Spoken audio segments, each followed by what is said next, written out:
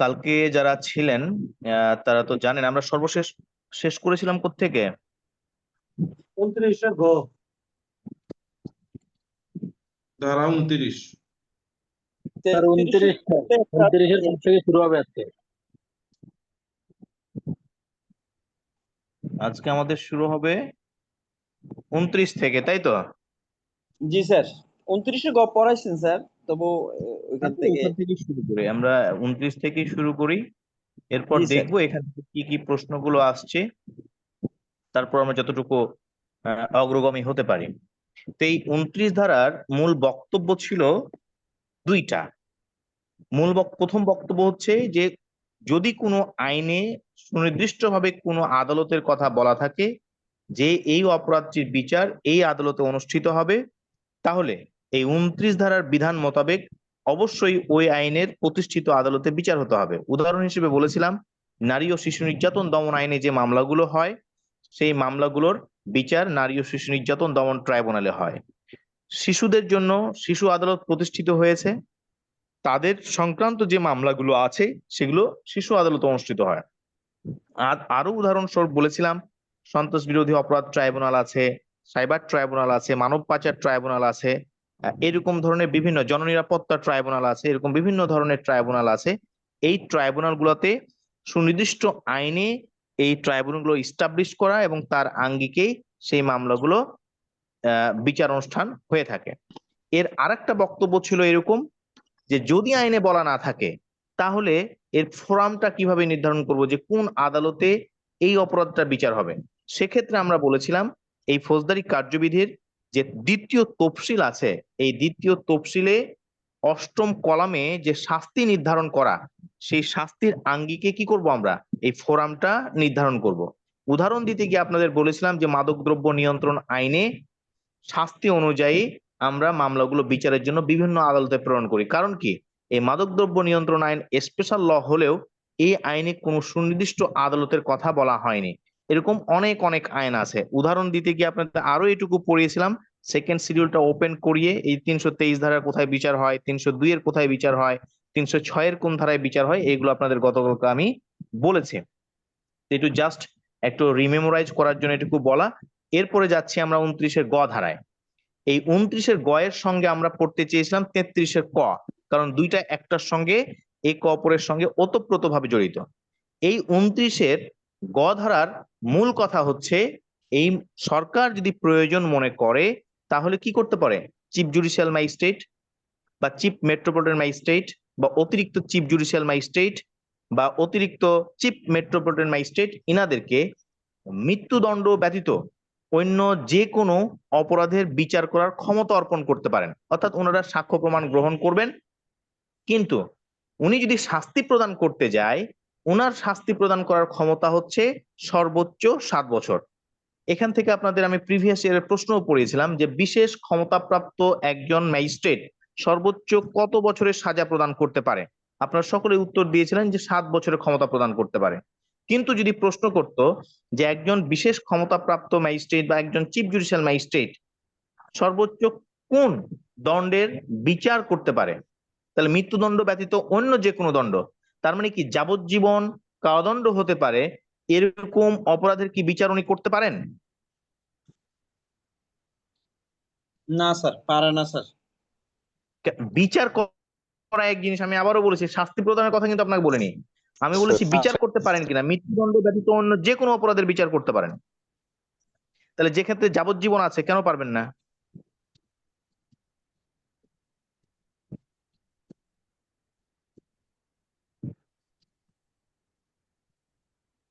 কি মনে হয় পারবে? আরে নিঃসংকোচে উত্তর না দেন। স্যার, পারবেন স্যার। আইনে এইসব এই যাবজ্জীবন, মৃত্যুদণ্ড, যাবজ্জীবন এগুলো দিতে পারবেন স্যার। আচ্ছা, বিচার এখন করতে পারবে। এখন প্রশ্ন হচ্ছে, স্যার আচ্ছা উনি এটা তো আপনারা পারেন, কালকে এটা নিয়ে আলোচনা করেছি, আপনারা অলরেডি পারেন। পরের প্রশ্নটা হচ্ছে যে একজন প্রথম শ্রেণীর ম্যাজিস্ট্রেট যিনি বিশেষভাবে ক্ষমতাপ্রাপ্ত উনি সর্বোচ্চ কত বছরের সাজা প্রদান করতে পারেন? 7 বছর। কত বছর? 10 বছর 7 স্যার। বছর। 5 কেউ বছর। কেউ বলছেন 7 10 বছর। বছর, আমি বলেছি সর্বোচ্চ কত বছরের সাজা প্রদান করতে পারেন, শাস্তি প্রদান করতে পারেন? স্যার 7 বছর। এক্স্যাক্টলি, আমার ভাষাতে একটা জিনিস ধরেন। 7 বছর।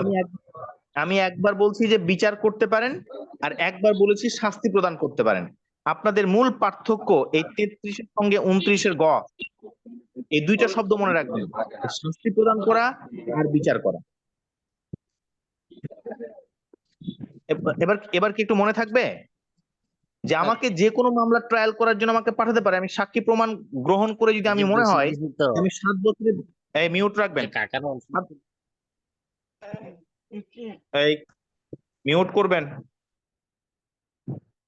আবার আনমিউট করলেন একজন।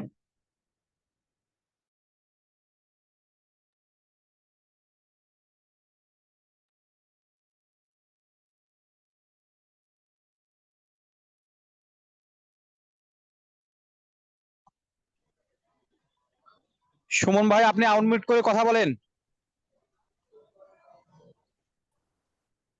আচ্ছা, এখন কি শোনা যায়? জি স্যার। হ্যাঁ, শোনা যাচ্ছে। ঠিক আছে। তা আমরা এই 29-এর গ এবং 33-এর ক এর মূল পার্থক্যটা পেলাম যে বিচার করা শব্দের মধ্যে আর হচ্ছে শাস্তি প্রদান করার শব্দের মধ্যে। এই দুইটা শব্দ যদি মনে রাখেন, আমি বিচার করার ক্ষমতা আমাকে বিভিন্ন মামলা দিতে পারে। আমি বিচার করে যদি মনে হয় যে এটা 7 বছরের উপরে সাজা হবে, তাহলে আমি কি করব, এই নথিটা সংশ্লিষ্ট আদালতে প্রেরণ করে দেবো, যার ক্ষমতা আছে। কারণ কি, আমার 7 বছরের বেশি ক্ষমতা প্রদান করার ক্ষমতা আমাকে রাষ্ট্র দেয়নি। তার মানে এখান থেকে একটা প্রশ্ন প্রিভিয়াস ইয়ার আসছে যে একজন বিশেষ ক্ষমতাপ্রাপ্ত ম্যাজিস্ট্রেট সর্বোচ্চ কয় বছরের সাজা প্রদান করতে পারেন।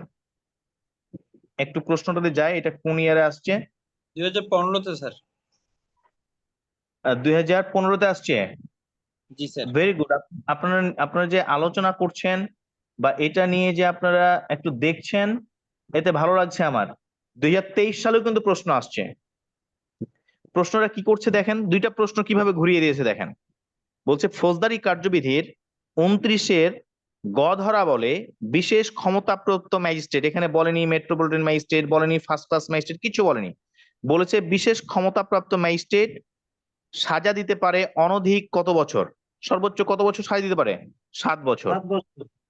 একই প্রশ্নকে, একই প্রশ্ন একই জায়গা 2023 সালে প্রশ্নটা করলো এরকম যে সরকার বিশেষ ক্ষমতা অর্পণ করলে মেট্রোপলিটন ম্যাজিস্ট্রেট সর্বোচ্চ কত মেয়াদের কারাদণ্ড দিতে পারেন? শব্দ লাগালো কি দেখেন, মেট্রোপলিটন ম্যাজিস্ট্রেট সর্বোচ্চ কত মেয়াদের কারাদণ্ড দিতে পারেন সরকার যদি বিশেষ ক্ষমতা অর্পণ করেন, তাহলে কত বছর পারবে? 7 বছর। এখন দেখেন আমি 7 আবার একটা বছর, নতুন, এটা এটা পেরে গেছেন, ভেরি গুড। এখন আমি যদি একটা নতুন শব্দ বানাই এরকম যে সরকার বিশেষ ক্ষমতা অর্পণ করলে একজন প্রথম শ্রেণীর ম্যাজিস্ট্রেট সর্বোচ্চ কত মেয়াদের কারাদণ্ড দিতে পারেন? 7 বছর। কত বছর? 7 বছর। 7 বছর। তার মানে দেখেন প্রশ্নের ধরনগুলো বুঝেন, মেট্রোপলিটন লাগিয়েছে, একবার বলছে শুধুমাত্র বিশেষ ক্ষমতাপ্রাপ্ত ম্যাজিস্ট্রেট, আর আমি একটু অ্যাড করলাম যে প্রথম শ্রেণীর ম্যাজিস্ট্রেট। আশা করি এখান থেকে আপনারা পারবেন। এরপরে যাব আমরা, তাহলে দেখেন 29-এর গয়ের সঙ্গে 33 চলে গেছে, 33-এর ক চলে গেছে। এরপরে যাব আমরা 31 ধারায়। 31 ধারার প্রথম বক্তব্যটা হচ্ছে হাইকোর্ট কি কি সাজা প্রদান করতে পারে, বলেন তো হাইকোর্টের সাজা প্রদান করার ক্ষমতা কি কি, মানে কোন কোন শাস্তি প্রদান মৃত্যুদণ্ড। করতে পারেন? অর্থাৎ সোজা কথায় যদি বলি, আইনে উল্লেখিত যে কোনো দণ্ড, আইনে উল্লেখিত যে কোনো শাস্তি, আমরা কিছু কিছু শব্দ কিন্তু এক্সাক্ট এটাই মনে রাখতে হবে। অপশন যদি দেয় যে মৃত্যুদণ্ড, যাবজ্জীবন, আর যদি অপশন দেয় আইনে উল্লেখিত যে কোনো শাস্তি, উত্তর হবে কোনটা? আইনে উল্লিখিত যে কোনো শাস্তি। আইনে উল্লেখিত যে কোনো উল্লেখিত যে কোনো শাস্তি। আমরা যখন এই এই ধারাগুলো শেষ করে সামনে এই 41, 42, 59 এদিকে যাব, তখন দেখবেন যে একটা শব্দের গুরুত্ব কতটুকু, ওই শব্দটাকে এক্সাক্ট প্রশ্নকর্তারা ওই শব্দটাকে আপনার কাছ থেকে জানতে চেয়েছে। এই জন্য আমরা কিছু কিছু শব্দ একদম ওই বইয়ের পরিভাষায় মনে রাখার চেষ্টা করব। দ্বিতীয় যেটা এটা এখান থেকে জানার, এই যে আমরা হাইকোর্ট জানলাম যে হাইকোর্ট আইনে অনুমোদিত যে কোনো শাস্তি প্রদান করতে পারে, তাহলে হাইকোর্টের পরে আছে কি, আমাদের সেশনস কোর্ট আছে, ফৌজদারি যে দায়রা জজ আদালত আছেন, এই দায়রা জজ ইনি কি কি ক্ষমতা অর্পণ করেন, অর্থাৎ কি কি শাস্তি প্রদান করতে পারেন?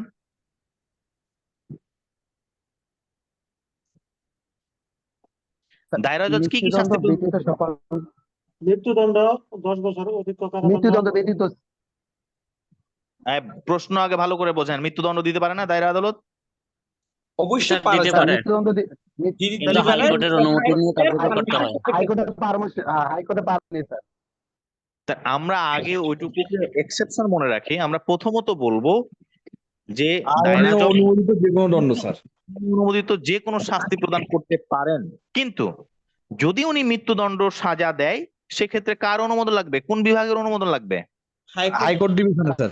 হাইকোর্ট বিভাগে হাইকোর্ট বিভাগে হাইকোর্ট বিভাগের অনুমোদন লাগবে। লাগবে স্যার। এখন এখন আপনাদের কাছে প্রশ্ন, এখান থেকে একটা কমন সেন্স থেকে বলেন, এই যে সেশনস কোর্টের কথা বললাম যে দায়রা জজ এই শাস্তিগুলো দিতে পারেন, এই দায়রা জজের যে ক্ষমতা, এই একই ক্ষমতা কোন দায়রা জজের আছে? আরো একটা দায়রা জজ আছে, তার কোন ক্ষমতাটা একই একই আদালতের ক্ষমতা আছে বলেন? অতিরিক্ত দায়রা স্যার। অতিরিক্ত দায়রা। কে বললো? অতিরিক্ত আসাদ বলছিলাম স্যার। Very good. অতিরিক্ত দায়রা জজেরও একই ক্ষমতা। একই রূপ ভাবে এটা এখান থেকে দেখেন একটা কমন সেন্সও বলবো একবার, আবার বলছি যে বইয়েও এটা উল্লেখ আছে। কিভাবে? এই যে আমরা চিফ জুডিশিয়াল ম্যাজিস্ট্রেট শব্দটা বলি, চিফ জুডিশিয়াল ম্যাজিস্ট্রেট যে ক্ষমতা, অতিরিক্ত চিফ জুডিশিয়াল ম্যাজিস্ট্রেটেরও একই ক্ষমতা। চিফ মেট্রোপলিটন ম্যাজিস্ট্রেটের যে ক্ষমতা, অতিরিক্ত চিফ মেট্রোপলিটন ম্যাজিস্ট্রেটেরও একই ক্ষমতা আছে। কি কথা কি বোঝা যাচ্ছে? জি স্যার। না অস্পষ্টতা আছে বা মিলছে না? মিলছে স্যার। আচ্ছা, এবার যায়। তাহলে দেখেন আমরা কি জানলাম? হাইকোর্টেরটা জানলাম, দায়রা জজ ও অতিরিক্ত দায়রা জজেরটা জানলাম। আমরা তো বলেছি যে একটা সেশনস ডিভিশনে, অর্থাৎ হচ্ছে একটা জেলায় দায়রা জজ থাকেন, অতিরিক্ত দায়রা জজ থাকেন, যুগ্ম দায়রা জজ থাকেন। তাহলে আমরা সেশনস কোর্টেরটা পারলাম, অতিরিক্ত দায়রা জজেরটাও জানলাম। এরপরে আমরা জানবো যুগ্ম দায়রা জজ, ইনিও আইনে অনুমোদিত যে কোনো শাস্তি বা যে কোনো দণ্ড প্রদান করতে পারেন। এটার ব্যতিক্রম আছে। এটার কি কি ব্যতিক্রম বলেন তো, কি কি পারবেন না? মৃত্যুদণ্ড রায় দিতে পারবে না। মৃত্যুদণ্ড এবং 10 বছরের অধিক কারাদণ্ড ছাড়া সকল প্রকার শাস্তি দিতে আরেকটা পারবে। আছে, আরেকটা আছে। মৃত্যুদণ্ড বললেন, 10 বছর বললেন, আরেকটা আছে যাবজ্জীবন। বলছিলেন, সাহস করে বলেন, অসুবিধা নেই, ভুল হলে আমরা নিজেরাই সংশোধন করব। তাহলে দেখেন, জয়েন্ট সেশন জাজ আমরা প্রথমত বলছি ইনিও আইনে অনুমোদিত যে কোনো দণ্ড প্রদান করতে পারেন, কিন্তু উনি 3টা শাস্তি প্রদান করতে পারেন না। কি কি? মৃত্যুদণ্ড, যাবজ্জীবন আর 10 বছরের অধিক কারাদণ্ড। এখন ক্লিয়ার? জি স্যার। আচ্ছা, একটু মিউট রাখবেন। হ্যাঁ, আমরা একটু স্মুথলি আগাতে চাই, একটু মিউট রাখবেন, কথা বলে একটু মিউট করে দিবেন। তা আমরা 31 ধারায় কি আর কোনো ইয়া আছে, জানার আছে? 31 ধারায় আমরা ভাগ ভাগ করে পড়লাম যে হাইকোর্ট কি কি করতে পারে, সেশনস কোর্ট কি করতে পারে, অতিরিক্ত সেশনস কি করতে পারে, জয়েন্ট সেশনস কি করতে পারে, সেটাও আমরা জানলাম। যদি এখানে আপনাদের আপত্তি না থাকে তাহলে ধারা 32-এ যাব। এবার ধারা 32-এ যায়। এখন দেখেন, ধারা 32টা খুবই গুরুত্বপূর্ণ এবং এখান থেকে বিভিন্ন সালে প্রশ্ন আসছেন এবং আমার বিশ্বাস আপনারা সবাই পারেন। প্রথম প্রশ্ন হচ্ছে, একজন ফার্স্ট ক্লাস ম্যাজিস্ট্রেট, আচ্ছা ফার্স্ট ক্লাস ম্যাজিস্ট্রেট যিনি বলছি, যাকে বলছি, উনি যখন মেট্রোপলিটন এরিয়ায় কাজ করছেন তখন ওনার নাম কি হচ্ছে? Metropolitan magistrate. Metropolitan magistrate. তার মানে যখন আমরা ফার্স্ট ক্লাস ম্যাজিস্ট্রেট শব্দটা বলবো তখনই আমরা বুঝবো যে এর মধ্যে মেট্রোপলিটন ম্যাজিস্ট্রেটও লুকিয়ে আছে। মেট্রোপলিটন ম্যাজিস্ট্রেট বা একজন ফার্স্ট ক্লাস ম্যাজিস্ট্রেট সর্বোচ্চ কত টাকা জরিমানা করতে পারেন? 10,000 টাকা। 10,000 টাকা। সর্বোচ্চ 10,000 টাকা 5 বছরের কারাদণ্ড। আপনারা পারেন, আমি জাস্ট একটু মেমোরাইজ করাই দিই। 5,000 5 বছর কারাদণ্ড, 10,000 টাকা। একজন সেকেন্ড ক্লাস ম্যাজিস্ট্রেট,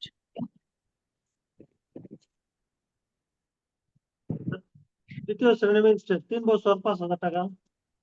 আর তৃতীয় শ্রেণীর 2 বছর 2,000 টাকা। আচ্ছা, এইটুকু আমরা পারেন। আমি জাস্ট এটুকু একটু আপনাদেরকে দিয়ে বললাম, এটুকু আপনারা পারেন। মিউট রাখেন, খুব ডিস্টার্ব করছে। এখন এই 32 ধারার 2-এ একটা শব্দ ব্যবহার করেছে, এই 32 ধারার 2-এ, এটুকু একটু রাখবেন, নোট রাখবেন। এই 32 ধারার 2-এর মূল বক্তব্য হচ্ছে যে কোনো ম্যাজিস্ট্রেটের আদালত আইন কর্তৃক যেসব দণ্ড দেওয়ার ক্ষমতা অর্জন করেছেন সেসব দণ্ডের মধ্যে একটির সঙ্গে আরেকটি যুক্ত করে যে কোনো আইনসঙ্গত দণ্ড দিতে পারেন। একটির সঙ্গে আরেকটি যুক্ত করে যে কোনো আইনসঙ্গত দণ্ড দিতে পারেন। দেখা গেল একজন মিস্টার করিমের বিরুদ্ধে 3-4টা ধারায় সাজা হয়েছে, 3-4টা ধারায় মামলা হয়েছে। মামলার বিচার কার্যক্রম শেষ হলো, শেষ হওয়ার পর দেখা গেল আমি 323 ধারায় একটা সাজা প্রদান করলাম, 324 ধারায় একটা সাজা প্রদান করলাম, 325 ধারায় একটা সাজা প্রদান করলাম। তাহলে কি একটার সঙ্গে আরেকটা সংযুক্ত হয়ে যাচ্ছে না?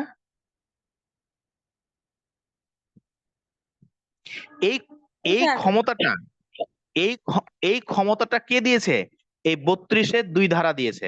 আমি এখান থেকে আপনাদের বোঝাতে চাচ্ছি, যদি প্রশ্ন আসে এই জায়গা থেকে, এই কম্বাইনিং একটা শব্দ আছে, যে সংযুক্ত করা, একটার সঙ্গে আরেকটা যুক্ত করা, এই কম্বাইনিং শব্দটাকে মনে রাখবেন, এটাকে মার্ক করে রাখতে পারেন যে 32-এর 2-এ একটা কম্বাইনিং একটা শব্দ আছে, যে একটার সঙ্গে আরেকটা যুক্ত হওয়া।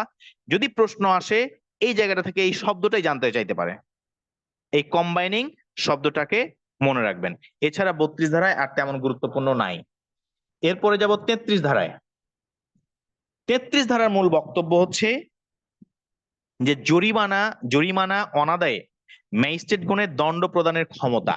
কেমন বিষয়টা, আগে এই বিষয়টাকে বুঝতে হবে। ধরেন উদাহরণস্বরূপ যদি বলি, এই যে ম্যাজিস্ট্রেটের কথা বললাম যে একজন প্রথম শ্রেণীর ম্যাজিস্ট্রেট 5 বছর 10,000 টাকা, তৃতীয় শ্রেণীর ম্যাজিস্ট্রেট এত, দ্বিতীয় শ্রেণীর ম্যাজিস্ট্রেটের বললাম যে 2 বছরের কারাদণ্ড, 2,000 টাকা অর্থদণ্ড প্রদান করতে পারেন।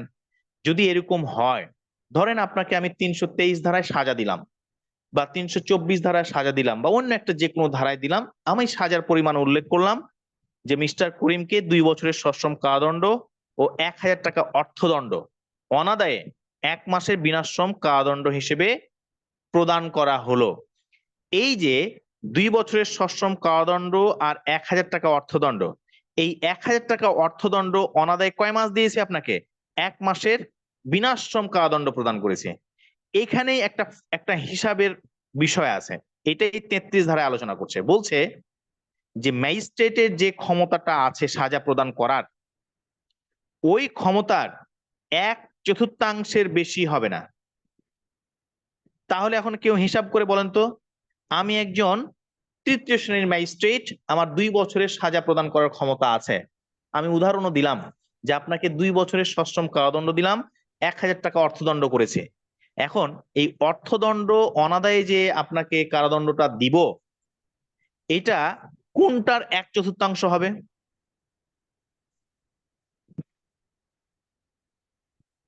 মানে কোন মেয়াদের 1/4 হবে? স্যার 1 বছরের 1,000 টাকার অর্থদণ্ড। 2 বছরের মেয়াদে স্যার। 2 বছরের 1/4 কয় মাস হয়? 4 মাস মাস। স্যার। 6 মাস। 6 স্যার ভেরি গুড। তাহলে দেখেন আমি কি করতে পারি, এই অর্থদণ্ড যে 1,000 টাকা অর্থদণ্ড, এটা অনাদায়ে ওকে 6 মাসের আমি কারাদণ্ড প্রদান করতে পারি, সর্বোচ্চ 6 মাস। 6 মাসের কি হবে না, বেশি হবে না। কিন্তু আমাকে আইনে কি বলেছে 6 মাসের নিচে দেওয়া যাবে না? না স্যার। তাহলে এই জন্য আমি 1 মাস দিয়েছি। আমাকে বলেছে যে আপনি 1/4 বেশি দিতে পারবেন না, কিন্তু আমাকে বলে দেয়নি যে আপনি অনন্য মানে নিম্নে আপনাকে এত দিতে হবে, এরকম আমাকে সিলিং বেঁধে দেয়নি। এই জন্য আমি 1 মাসও দিতে পারি, 15 দিনও দিতে পারি, 7 দিনও দিতে পারি, 1 দিনও দিতে পারি। এটা কার ক্ষমতা? আদালতের ডিসক্রিশনারি পাওয়ার, আমরা বলি স্বেচ্ছাধীন ক্ষমতা। আদালত এটা বিবেচনা করবে উনি কতটুকু নির্ধারণ করবে। কিন্তু আইন যেহেতু আমাকে বলেছে 1/4 বেশি হবে না, সেক্ষেত্রে আমি আমার এই যেহেতু সাজা দিয়েছি 2 বছর, এই 2 বছরকে যদি আমরা মূল ভিত্তি হিসেবে গণ্য করি, এই 2 বছরের 1/4 হয় 6 মাস, আমি 6 মাসের বেশি দিতে পারবো না। এই 33 ধারা কি বোঝা যায় না কঠিন হয়ে গেল? স্যার আমার একটা প্রশ্ন আছে। হ্যাঁ বলেন। স্যার আপনি তাকে যত বছরের সাজা দিলেন ওইটার 1/4 না আপনার সর্বোচ্চ যতটুকু দেওয়ার ক্ষমতা আছে ওইটার 1/4? Exactly, আমার যতটুকু ক্ষমতা দেওয়া আছে। কিন্তু দাঁড়ান, জি, স্যার। এখানে এখানে একটা কিন্তু বৈপরীত্য তৈরি হইতে পারে। ধরেন আমি তৃতীয় শ্রেণীর একজন ম্যাজিস্ট্রেট, আমার 2 বছরের ক্ষমতা দেওয়া আছে, কিন্তু ওই ধারাতে সাজায় আছে মনে করেন যে হয়তো 6 মাস বা 1 বছর।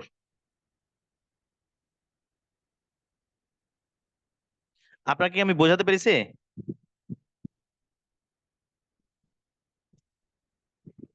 ধরেন যে ধারাটাতে আপনি সাজা প্রদান করলেন, সেখানে সাজার মেয়াদি হচ্ছে 1 বছর। তাহলে কি আপনি 1/4 হিসাব করে 6 মাস দেওয়ার ক্ষমতা আছে আপনার, কিন্তু এটা কি হবে না, সাযুজ্যপূর্ণ হবে না, সামঞ্জস্যপূর্ণ হবে না। আইন আপনাকে পারমিট করে, কিন্তু আপনি কি করবেন, যে সাজাটা প্রদান করেছেন তার সঙ্গে একটা ক্যালকুলেট করে দিবেন। কিন্তু আপনি যে প্রশ্ন করেছেন সেটা ঠিক আছে, যে আমার যে মূল ক্ষমতা সেটার আমি 1/4 হিসাব করব। এবং এখানে আরেকটা শব্দ আমাকে মনে রাখতে হবে, এই যে অনাদায়ে যে বিনাশ্রম কারাদণ্ডটা প্রদান করলাম, এটা কি মূল সাজার অতিরিক্ত হিসেবে গণ্য হবে। এই অ্যাডিশন শব্দটা মনে রাখতে হবে, যে এটা অতিরিক্ত হিসেবে গণ্য হবে। এখন বলেন এই 33 ধারা আর কারো কোনো প্রবলেম আছে কিনা?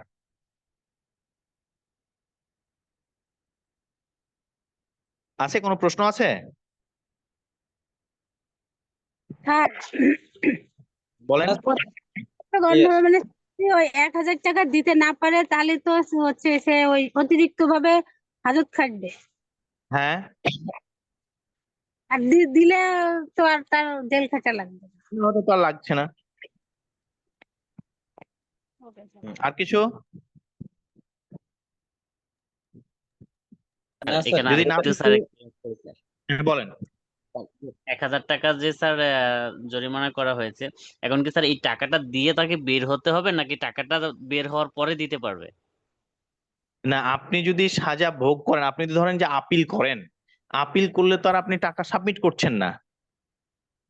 কিন্তু আপনি যদি সাজা ভোগ করেন, তাহলে আপনাকে তো অবশ্যই টাকাটা দিতে হবে। কাজে দিয়ে বেরোতে হবে। সাজা যদি আপনি ভোগ করেন, তাহলে তো আপনাকে টাকাটা দিতে হবে। ও স্যার, আর টাকা যদি দিয়ে তারপরে বের হতে হবে নাকি? হ্যাঁ হ্যাঁ হ্যাঁ, তখন আপনি অর্থদণ্ড প্রদান করলে আপনাকে ওই 1 মাস ভোগ করা লাগবে না। আচ্ছা স্যার, স্যার, আমি জি স্যার, বুঝতে পারছি। অর্থদণ্ড যদি দিতে না পারি তখন আমি ডবল হাজতবাস করব, তখন তো অর্থদণ্ড মওকুফ হয়ে যাবে স্যার। হ্যাঁ, তখন সেটা গেল। আপনি তো ওই যে বলে দিয়েছি যে অনাদায়ে 1 মাসে বিনাশ্রম কারাদণ্ড, কিন্তু একটা জিনিস জি। মাথায় রাখতে হবে, এটাও কিন্তু আইনের একটা বিধান আছে। যদি হ্যাঁ। আদালত মনে করে যে এই অর্থদণ্ডটা অবশ্যই আদায় করতে হবে, এবং আদেশে যদি উল্লেখ থাকে জি। যে এই অর্থদণ্ড তার সম্পত্তি থেকে ক্রোক করে এটা কি কর্তন করার জন্য যদি আদেশ প্রদান করে দেয়, আপনারা দেখবেন যে এনআইঅ্যাক্ট, আমাদের যে নেগোশিয়েবল ইনস্ট্রুমেন্ট অ্যাক্টের যে মামলাগুলো হয়, আপনার কারো যদি সুযোগ হয় রায়গুলো একটু পড়ার চেষ্টা করবেন, বা কোনো একটা আদেশ, শেষের আদেশটা একটু পড়ার চেষ্টা করবেন। সেখানে আদেশে এই ডেপুটি কালেক্টরকে অর্থাৎ জেলা প্রশাসনকে কি করে দেয়, 386 ধারার অধীনে, এই 386 ধারার ক্ষমতা বলে ওই ডেপুটি কালেক্টরকে কোর্ট আদেশ দিয়ে বলে দেয় যে এই টাকা যদি প্রদান না করে, তার সম্পত্তি থেকে ক্রোক করে টাকা আদায়ের জন্য ব্যবস্থা গ্রহণ করবে। তখন আপনারা ওই যে পাবলিক ডিমান্ডস রিকভারি একটা অ্যাক্ট আছে না, ওই আইনের আন্ডারে এই সরকার তখন টাকা কি করবে, তার সম্পত্তি যেগুলো আছে ওগুলো ক্রোক করে টাকা আদায়ের ব্যবস্থা করবেন। তো ওগুলো আমরা জানবো, এগুলো যখন আরো এই যে ওই ধারাগুলোতে যাব, তখন দেখবেন যে আরো আমরা বিস্তারিত জানছি। এক্ষেত্রে আর কিছু আছে? আমাদের যেটুকু প্রশ্নের জন্য দরকার, পরীক্ষার জন্য দরকার, আমাদের দ্যাটস এনাফ। তারপর যদি প্রশ্ন থাকে, আমি আপনাদের নিরুৎসাহিত করতে চাই না, প্রশ্ন থাকলে অবশ্যই প্রশ্ন করবেন। আছে, নাহলে আমি সামনে আগাবো। তাহলে এরপরে যাই, এই 35 এবং 35-এর ক ধারা থেকে প্রিভিয়াস ইয়ারে প্রশ্ন আসছে। প্রশ্নটা এই 35 ধারাকে আগে বুঝতে হলে কি করতে হবে, যে এই 35 ধারা কি নিয়ে আলোচনা করছে। 35 ধারার মূল বক্তব্য হচ্ছে, আমি যদি কোনো ব্যক্তিকে, যেমন আমি উদাহরণ দিয়ে যদি বলি, জাহেদের বিরুদ্ধে একটা লোক 3-4টা ধারায় মামলা করে, দণ্ডবিধি 406, যে আমার সঙ্গে বিশ্বাস ভঙ্গ করে এই প্রতারণা করেছে, 420 দিয়েছে, বলেছে যে আমাকে মারধরও করেছিল আমি টাকা চাইতে গেলে, আমাকে হুমকিও দিয়েছিল যে তোমাকে পথে ঘাটে পাইলে মেরে ফেলবো বা এই করবো ওই করবো।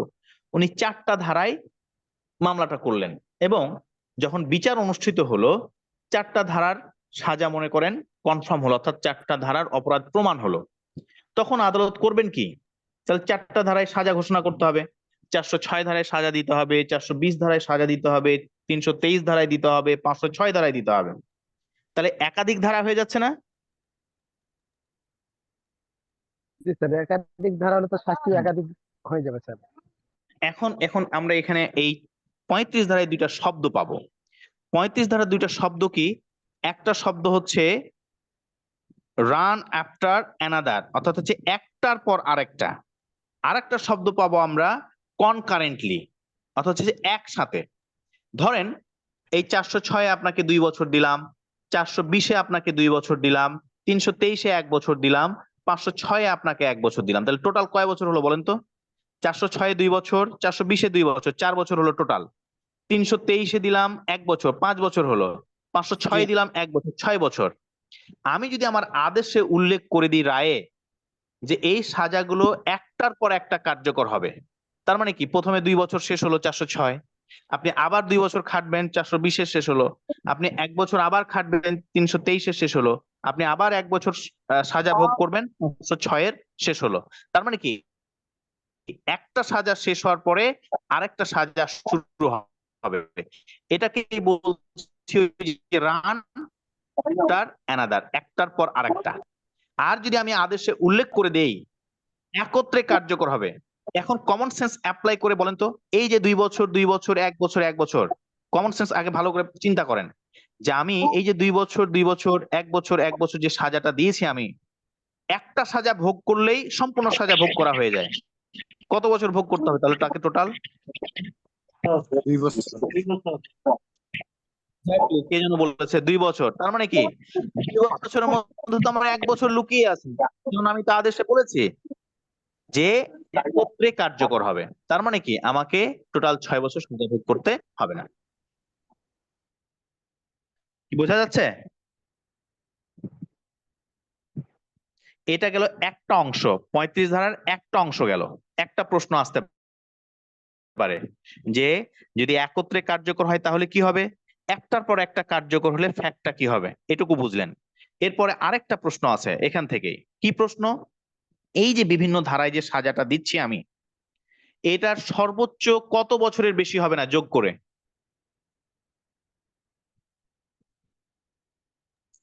একাধিক ধারায় যদি আমি সাজা প্রদান করি, এই সাজার মেয়াদটা একটা একটা লিমিট করে দিয়েছে আইন প্রণেতারা যে স্যার, এটা স্যার, একত্রে এটা করে ম্যাজিস্ট্রেটের উপর করলেও সর্বোচ্চ কত বছরের বেশি হবে না? 14 বছর বেশি হবে না স্যার। কত বছর?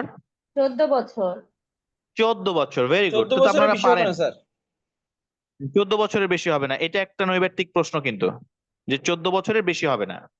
এখন প্রশ্ন হচ্ছে যদি ম্যাজিস্ট্রেট কোর্ট হয়, অর্থাৎ একজন ম্যাজিস্ট্রেট দিচ্ছেন, তাহলে ওনার যে ক্ষমতা আছে তার কত গুণের বেশি সাজা প্রদান করতে পারবেন না? কয় গুণ? 2 গুণের বেশি হবে না স্যার এটা। টয়েস একটা শব্দ দেখবেন বইয়ে, টয়েস একটা শব্দ আছে, অর্থাৎ দ্বিগুণের বেশি প্রদান করতে পারবেন না। এখন প্রশ্ন হচ্ছে আরেকটা এখান থেকে প্রশ্ন আসতে পারে, এই যে বিভিন্ন ধারায় সাজা প্রদান করলাম 406 420 323 506, যদি আমি আপিল করতে চাই তাহলে এই সকল সাজাগুলোকে কি হিসেবে গণ্য করতে হবে? ডাবল, সিঙ্গেল না ট্রিপল? সবগুলোকে একসাথে স্যার ইয়া করে কাজ করতে হবে স্যার এটা। আপনি যদি আপিল করতে আমি ওই জন্য তো জিজ্ঞেস করেছি, সিঙ্গেল শাস্তি হিসেবে কাউন্ট করতে হবে। সিঙ্গেল, বইয়ের ভাষাটাই এক্সাক্ট মনে রাখবেন, সিঙ্গেল শাস্তি হিসেবে কাউন্ট করতে হবে। এখন এই 35 ধারাকে যদি একটু সামারাইজ করি, তাহলে এখান থেকে 4টা থেকে 5টা প্রশ্ন আসতে পারে। কি কি? যে এই ধারাটা প্রয়োগী হয় একাধিক ধারায় শাস্তি প্রদানের ক্ষেত্রে, প্রথম বক্তব্য। দ্বিতীয় বক্তব্য হলো যদি আদেশে উল্লেখ থাকে একটির পর একটি কার্যকর হবে, তাহলে ফ্যাক্টটা বুঝলেন। আর যদি আদেশে উল্লেখ থাকে একত্রে কার্যকর হবে, তাহলে বিষয়টা কি সেটা বুঝলেন। 3 নম্বর প্রশ্নটা আসতে পারে যে এই যে বিভিন্ন ধারায় যে সাজা প্রদান করব, এই সাজা প্রদান করলেও সমষ্টিগতভাবে সর্বোচ্চ 14 বছরের বেশি সাজা হবে না। আর এটা যদি ম্যাজিস্ট্রেট কোর্ট হয় তাহলে ম্যাজিস্ট্রেটের যে ক্ষমতা আছে তার দ্বিগুণের বেশি হবে না। 5ম নম্বর যে প্রশ্নটা পড়লাম, আপিল যদি কেউ করতে চায়, সাজা প্রদান যাকে করা হলো ওই ব্যক্তি যদি আসামি যদি আপিল করতে চায়, তাহলে এই যে বিভিন্ন ধারার যে সাজাগুলোকে দেওয়া হয়েছে সেই সাজাগুলোকে একটা সিঙ্গেল শাস্তি হিসেবে গণ্য করে উনি আপিল করবেন। এখন আমাকে বলেন, এই যে 5টা পার্ট করে বললাম, এখানে আর বুঝতে কোনো অসুবিধা আছে কিনা? আছে? অসুবিধা নাই স্যার। এটা এটা খুবই গুরুত্বপূর্ণ ধারা 35 এবং 35-এর ক। তারপর যাব আমরা প্রিভিয়াসের কি প্রশ্ন আসছে আমরা পড়বো। 35-এর কটা একটু শেষ করে ফেলি। 35-এর ক এর বক্তব্য হচ্ছে, এই যে আমরা 35-এর ক নিয়ে 35 ধারা নিয়ে আলোচনা করলাম, আগে সাজা দিলাম আপনাকে। ধরেন এখানে যদি উদাহরণ দিয়ে বলি, আলমগীর খানকে আমি 406 ধারায় সাজা প্রদান করেছি 2 বছর, কিন্তু সে যখন প্রথমে তার বিরুদ্ধে যখন মামলা হয়, মামলা হওয়ার সময় পুলিশ তাকে ধরে নিয়ে এসে প্রায় 2 মাস সে হাজতে ছিল, জেলে ছিল। 2 মাস জেল খেটার পরে সে কি পেয়েছে? জামিন পায়। জামিনে মুক্ত ছিল, সে নিয়মিত হাজিরা দিয়েছে, বাদীপক্ষ সাক্ষী প্রমাণ উপস্থাপন করেছে, তার আইনজীবী জেরা করেছে, জেরার পর আদালত সিদ্ধান্ত দিয়ে তাকে 2 বছরের সাজা প্রদান করেছে। এখন এই যে 2 বছরের সাজা প্রদান করলাম, তাহলে 2 বছর থেকে তার কত মাস সাজা কর্তন হবে? 2 মাস। 2 মাস স্যার। 2 মাস স্যার, 2 মাস স্যার, কত হবে? 2 মাস কত? হ্যাঁ, ভেরি গুড, আপনারা পারলেন। 35-এর ক সাজা কর্তন নিয়ে আলোচনা করছে, যে পূর্বের হাজতবাস এটা থেকে কর্তন হবে। এটা একটা ফ্যাক্ট গেল। এই আলমগীর খানের আরেকটা ফ্যাক্ট আমি আলোচনা করছি। আলমগীর খানের একটা ফ্যাক্ট হচ্ছে এরকম, তাকে 323 ধারায়, ছোট্ট একটা মামলা, 323 ধারায় তাকে আমি সাজা দিয়েছি 1 মাস, কিন্তু সে বিভিন্ন সময়, দেখেন প্রথমে হয়তো 10 দিন জেলে ছিল, পুলিশ ধরে নিয়ে আসছিল, 10 দিন জেল খাটার পর জামিন পেয়েছে, বিভিন্ন তারিখে সে হাজিরা দেয় নাই, ওয়ারেন্ট হয়েছে, আবার তাকে পুলিশ ধরে নিয়ে আসছে, আবার 10 দিন থাকার পর হাজতবাস খেটেছে। এই করে হিসাব করতে গিয়ে দেখা যাচ্ছে তার সাজা 1 মাস হলেও তার হাজতবাস হয়ে গেছে 40 দিন বা 1.5 মাস। এক্ষেত্রে এই মিস্টার আলমগীর খানকে সঙ্গে সঙ্গে কি করতে হবে? কোর্ট খালাস দিতে হবে স্যার। যদি আটক থাকে, অর্থাৎ সে যদি জেলে থাকে, তাহলে সাথে সাথে তাকে খালাস দিব, অব্যাহতি দিব, না মুক্তি দিব? মুক্তি দিবে। তো ভেরি গুড, আপনারা তো ভালো পারছেন। এই কি বোঝা যাচ্ছে? জি স্যার। জি স্যার, অব্যাহতি দিব, খালাস দিব, না মুক্তি দিব? মুক্তি দিবে স্যার। মুক্তি দিব। এটা তাহলে একটা ফ্যাক্ট গেল। আমরা বললাম যে হাজতবাস কর্তন হবে, ওটা জানলাম। এই দ্বিতীয় উদাহরণ থেকে জানলাম যে সে যদি আটক থাকে এবং তার হাজতবাস থেকে সাজার মেয়াদ থেকে যদি হাজতবাসের মেয়াদ বেশি হয়ে যায়, তাহলে অ্যাট ওয়ান্স, সঙ্গে সঙ্গে তাকে কি করবে? আদালত মুক্তি দিবে। পরের একটা ফ্যাক্ট হচ্ছে, এই যে হাজতবাস যদি তার বেশি হয়ে যায় সাজার মেয়াদ থেকে, এবং তাকে যদি কোনো জরিমানা প্রদান করা হয়, তাহলে জরিমানার অংশটা কি হয়ে যাবে? স্যার মওকুফ হবে। স্যার কত হবে? মওকুফ হবে। ধরেন এটা তো বাংলা শব্দ, আমরা মওকুফ দিলাম। প্রশ্নকর্তারা একটু কৌশলে মওকুফ শব্দটা ব্যবহার না করে বইয়ে একটা শব্দ ব্যবহার করেছে, রেমিট। এই ইংরেজি রেমিট শব্দটাই ব্যবহার করে দিল। তাহলে কি আপনারা প্রশ্নের উত্তর করে আসতে পারবেন না? আশা করি আপনারা প্রশ্নের উত্তর করে আসতে পারবেন। এবার দেখি এখান থেকে প্রিভিয়াস ইয়ারে কি প্রশ্ন আসছিল। স্যার ইংলিশের ওয়ার্ডটা কি স্যার, একটু রিপিট করুন। রেমিট। রেমিট।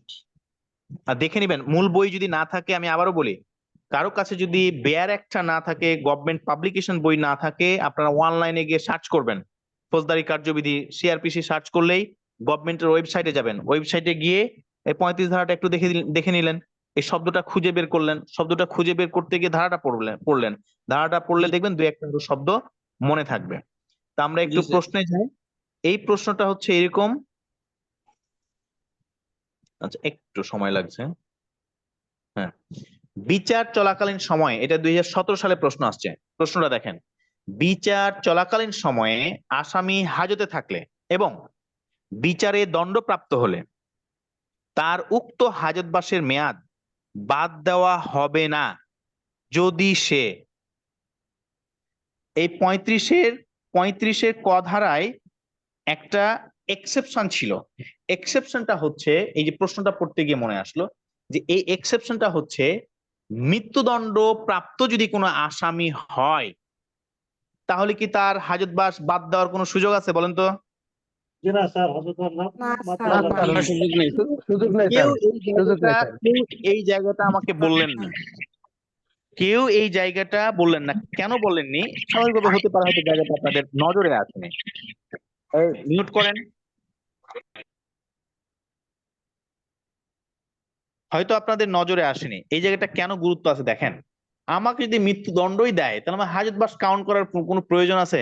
আর যেখানে হাজতবাস কাউন্ট করার কোনো প্রয়োজন নাই, গণনা করার প্রয়োজন নাই, সেখানে হাজতবাস বাদ দেওয়ারও কোনো সুযোগ নাই। এই জন্য এই ব্যতিক্রমটা স্টার মার্ক দিয়ে রাখবেন। 2017 সালে প্রশ্নটা আসছে, এই হাজতবাস কর্তন সংক্রান্ত মেয়াদ গণনার যে বিধান, সেটা একমাত্র ব্যতিক্রম, মৃত্যুদণ্ডের ক্ষেত্রে প্রযোজ্য হবে না। এরপরে আসছে দেখেন পরের প্রশ্ন, এটাও 2017 সালে আসছে 35-এর ক থেকে। বিচার চলাকালীন সময়ে আসামি যে মেয়াদের কারাবাস ভোগ করেছে, তা যদি সে যে দণ্ডে দণ্ডিত হয়েছে তার মেয়াদ অপেক্ষা বেশি হয়, তাহলে আসামিকে কি করতে হবে? যদি কারাবাসে থাকে তাহলে কি করতে হবে? অর্থদণ্ড মকুব করতে হবে এবং কারাবাস থেকে ছেড়ে দিতে হবে। মানে কি দুইটা জিনিস জানতে হবে, অর্থদণ্ড থাকলে ইনস্ট্যান্ট মওকুফ, আর যদি সে আটক থাকে বা হাজতে থাকে বা কারাবাস শব্দটা যদি থাকে, তাহলে কি করব? তাকে ইনস্ট্যান্ট বা অ্যাট ওয়ান্স তাকে ছেড়ে দিতে হবে বা মুক্তি দিতে হবে। এই মুক্তি মুক্তি দিতে হবে, শব্দটা মাথায় রাখবেন। মুক্তি তো। এটা গেল এই 35 ধারা পর্যন্ত। 36 ধারা থেকে এর স্যার, আগে আর কোন প্রশ্ন স্যার আছে? লাস্টের 35 প্রশ্নটা আরেকবার যদি, স্যার এই লাস্টের লাস্টের প্রশ্নটা যদি আবার একদম ইজি, এখানে এখানে কোনো ইয়া নাই, জটিলতা নাই। বলছে বিচার চলাকালীন সময়ে আসামিকে যে মেয়াদের কারাবাস ভোগ করেছে, মানে অলরেডি হাজতে ছিল, তা যদি তাকে যে দণ্ড প্রদান করা হয়েছে তার থেকে তার কারাবাসের মেয়াদ যদি বেশি হয়ে যায়, তাহলে তাকে আদালত কি করবে? অর্থদণ্ড যদি দেয় তাহলে সঙ্গে সঙ্গে মওকুফ করে দিবে, সে যদি জেল হাজতে আটক থাকে তাহলে সঙ্গে সঙ্গে তাকে মুক্তি প্রদান করবেন। এই তো। জি স্যার, বুঝছি এবার। এখন 36 ধারা নিয়ে ছোট্ট একটু আলোচনা করব। 36 ধারা বলছে যে ম্যাজিস্ট্রেটদের সাধারণ ক্ষমতা সম্পর্কে আলোচনা করছে, যে ম্যাজিস্ট্রেটদের কি কি ক্ষমতাগুলো আছে। তো এগুলোর বিভিন্ন শিডিউল দেওয়া আছে এবং ওই শিডিউল গুলোতে এই ধারাগুলো বিভিন্ন ক্ষমতাগুলো আলোচনা করছে। এই 36 ধারাকে ঘুরায় একটা প্রশ্ন করছে। কি প্রশ্নটা করেছে এরকম, আমি কালকে একটু পড়ানোর সময় বলেছিলাম যে কিছু কিছু প্রশ্ন আছে, আপনাকে এগুলো নিয়ে যখন আপনার নলেজ গ্রো করবে তখন আপনার কমন সেন্সও গ্রো করবে, এবং কমন সেন্স গ্রো করলে সরাসরি ধারা থেকে প্রশ্ন না আসলেও আপনি উত্তর প্রদান করতে পারবেন। তারই একটা অন্যতম উদাহরণ হচ্ছে এই ধারা 36। বলছে কোনটি প্রথম শ্রেণীর ম্যাজিস্ট্রেটের সাধারণ ক্ষমতা নয়? আমি কালকে পড়ানোর সময় বলেছিলাম যে অপরাধ আমলে গ্রহণের ক্ষমতা কি নয়? সাধারণ ক্ষমতা নয়। অন্যান্য যা ক্ষমতা আছে সেটা সাধারণ ক্ষমতা। কেন? সরকার যাকে ইচ্ছা এই প্রথম শ্রেণীর ম্যাজিস্ট্রেটের অপরাধ আমলে গ্রহণের ক্ষমতা দিতে পারেন, আবার কারো কারো ক্ষমতা সরকার চাইলে কেড়েও নিতে পারেন। এই জন্য এটা কি কি বলা হয়? স্পেশাল একটা পাওয়ার বলা হয়। সরকার ইচ্ছা করলে অর্পণ করতে পারেন, ইচ্ছা না করলে অর্পণ নাও করতে পারেন।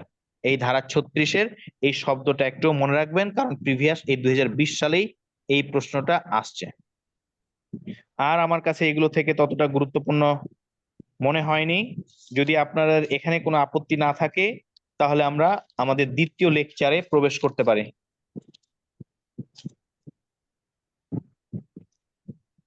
আছে কোনো আপত্তি আছে? তাহলে দ্বিতীয় লেকচারে যাব আমরা, কালকে তো এটুকু বাকি ছিল। জি স্যার, কোনো প্রবলেম নাই স্যার। আচ্ছা, তাহলে পরবর্তী ক্লাসে যায়। আমাদের দ্বিতীয় ক্লাস আমরা গতকালকে বলেছিলাম যে ধারা 42 থেকে 152 পর্যন্ত আমাদের টার্গেট, কিন্তু এর মধ্যে আমরা যতটুকু যেতে পারি যাতে আপনাদের বুঝতে অসুবিধা না হয়। আমাদের তাড়াহুড়ার কোনো কারণ নেই।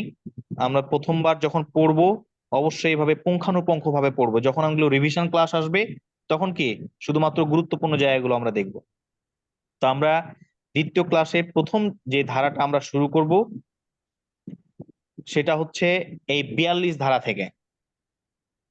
42 ধারাতে প্রথম বক্তব্যটাই হচ্ছে এই যে আমরা সাধারণ জনগণ আছি, তাদের প্রত্যেকের একটা কি নাগরিক দায়িত্ব এবং কর্তব্য আছে, এবং এই কর্তব্যটাকে বাধ্যতামূলক করে দিল এই 42 ধারায়। সেখানে বলল ম্যাজিস্ট্রেট ও পুলিশকে সহায়তা করতে সাধারণ জনগণ বা এভরি পার্সন, এই শব্দটা বলেছে প্রত্যেকটি জনগণ বা প্রত্যেক ব্যক্তি বাধ্য। তার মানে এটাকে কি বলা হয়েছে? বাউন্ড, বাধ্যতামূলক করা হয়েছে। কি বোঝা যাচ্ছে? জি স্যার, বোঝা এটাকে যাচ্ছে। এটাকে একদম বাউন্ড করে দেওয়া হয়েছে, অর্থাৎ বাধ্যতামূলক করে ফেলা হয়েছে যে আপনি সচরাচর কি করতে পারবেন না। আপনাকে যদি বলে, পুলিশ বা ম্যাজিস্ট্রেট যদি আপনার কাছে সহায়তা চায়, তাহলে আপনি এই ধারার ক্ষমতা বলে তাকে সহায়তা করতে বাধ্য। এরপরে যাব ধারা 43। এগুলো ছোট ছোট কিছু কিছু বিষয় আছে একদমই ছোট। যদি কেউ ওয়ারেন্ট তামিল করতে আসছে, অর্থাৎ আপনার বাড়িতে কোনো একটা আসামি হয়তো লুকিয়ে আছে, বা হয়তো আপনাকে বলেছে যে আসামিটা কোন দিক দিয়ে গেল, আপনি একটু আমাকে সহায়তা করেন, বা ওই বাড়িটা একটু চেনায় দেন, যে এখানে আমরা খবর পেয়েছি এই আসামিটা এই বাড়িতে লুকিয়ে আছে। তাহলে আপনাকে কি করতে হবে? যে ওয়ারেন্ট তামিলকারী অফিসার, তাকেও আপনাকে সহায়তা করতে হবে। এ ধারা তেমন গুরুত্বপূর্ণ নয়, জানার জন্য আমরা এটুকু পড়লাম। এরপরে আসছে 44 ধারা। এই 44 ধারাটাকে ইনে ছোট্ট একটা শব্দে আমরা মনে রাখার চেষ্টা করব, যেটুকু আমরা বলি কোর্ট জিডি। অর্থাৎ আপনি যদি কোনো অপরাধ সংগঠনের তথ্য পান, তাহলে আপনি কোথায় যেতে পারেন? এক, যেতে পারেন নিকটস্থ থানায়, অথবা আপনি যদি মনে করেন যে না, নিকটস্থ থানায় আমি যাব না, আমি সরাসরি কোর্টে যাব, আপনি কোর্টে গিয়েও এই ইনফরমেশনটা আপনি কি করতে পারেন? দিতে পারেন। এটাই 44 ধারায় বলা হয়েছে, এখানে এত গুরুত্ব দেওয়ার প্রয়োজন নেই। এরপরে আসছে ধারা 45। এগুলো দেখবেন আগে বা এখনো, যদি যারা আপনার ওই যে পার্বত্য অঞ্চলে যারা আছেন, তারা এটার সঙ্গে ব্যাপকভাবে পরিচিত, যে বিভিন্ন ভিলেজ হেডম্যান আছে, গ্রাম্য প্রধান আছে। যদি এখন আমাদের অঞ্চলগুলোতে, আমাদের সোসাইটি গুলোতে এটা তেমন এখন আর দেখা যায় না। এখান থেকে একটা প্রশ্ন আসার সম্ভাবনা আছে, এই যে গ্রাম্য প্রধান আমরা বললাম, যে ভিলেজ হেডম্যান বললাম, এদেরকে নিয়োগ প্রদানের ক্ষমতা কার বলেন তো? দায়রা জজের সরকারের। নাকি জেলা প্রশাসকের? দায়রা জজ স্যার। হ্যাঁ, বুঝবেন, আগে প্রশ্ন বুঝবেন। দায়রা জজের না জেলা প্রশাসকের?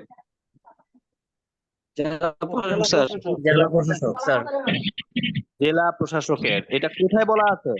এই ধারা 45-এ বলে দেওয়া আছে। যদি কোনো ভিলেজ হেডম্যানকে, এই আপনার নেটওয়ার্ক এরকম কেন, সাউন্ড আসছে কেন, নয়েজ হচ্ছে কেন?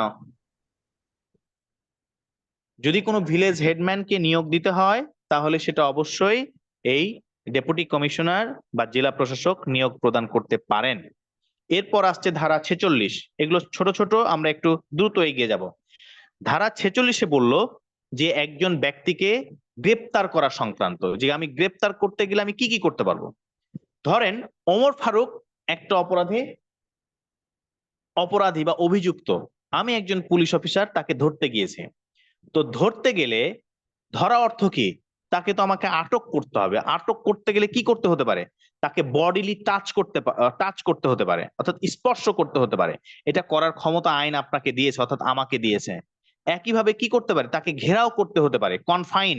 এখানে একটা শব্দ আছে কনফাইন, অর্থাৎ তাকে চারপাশ ঘিরে আটক করার ক্ষমতাও আমাকে তাকে দিয়েছে। এখানে গেল, এটা তো গেল যে উনি সহজেই তাকে ধরে ফেললাম। এখন ওমর ফারুককে ধরতে গিয়ে ওমর ফারুক আমাকে বাধা দিচ্ছে। উনি যদি আমাকে কোন রকম বাধা দেয় অ্যাজ এ পুলিশ অফিসার, তাহলে তার বাধা অতিক্রম করে তাকে ধরার যে প্রয়োজনীয় ব্যবস্থা গ্রহণ করার, সেই প্রয়োজনীয় ব্যবস্থা গ্রহণ করার ক্ষমতা আমার আছে। দ্বিতীয় নাম্বার। তৃতীয় নাম্বার হচ্ছে, এটা গুরুত্বপূর্ণ প্রশ্ন এবং এর আগে প্রশ্ন আসছে, যে একজন ব্যক্তিকে ধৃত করতে গিয়ে মৃত্যু পর্যন্ত ঘটানো যেতে পারে, সে যদি কোন অপরাধে অভিযুক্ত হয় বলেন তো? মৃত্যুদণ্ড বা যাবজ্জীবন কারাদণ্ডে দণ্ডিত হইলে স্যার। মৃত্যুদণ্ড যাবজ্জীবন। বা যাবজ্জীবন, কারাদণ্ডের আসামি হয়। যদি মৃত্যুদণ্ড বা যাবজ্জীবন কারাদণ্ড যোগ্য কোনো অপরাধে অভিযুক্ত হয়, তাহলে কি করতে পারে? আমি মৃত্যু পর্যন্ত ঘটানোর ক্ষমতা আছে। এবার দেখি এই প্রশ্নটা আসছিল কিনা।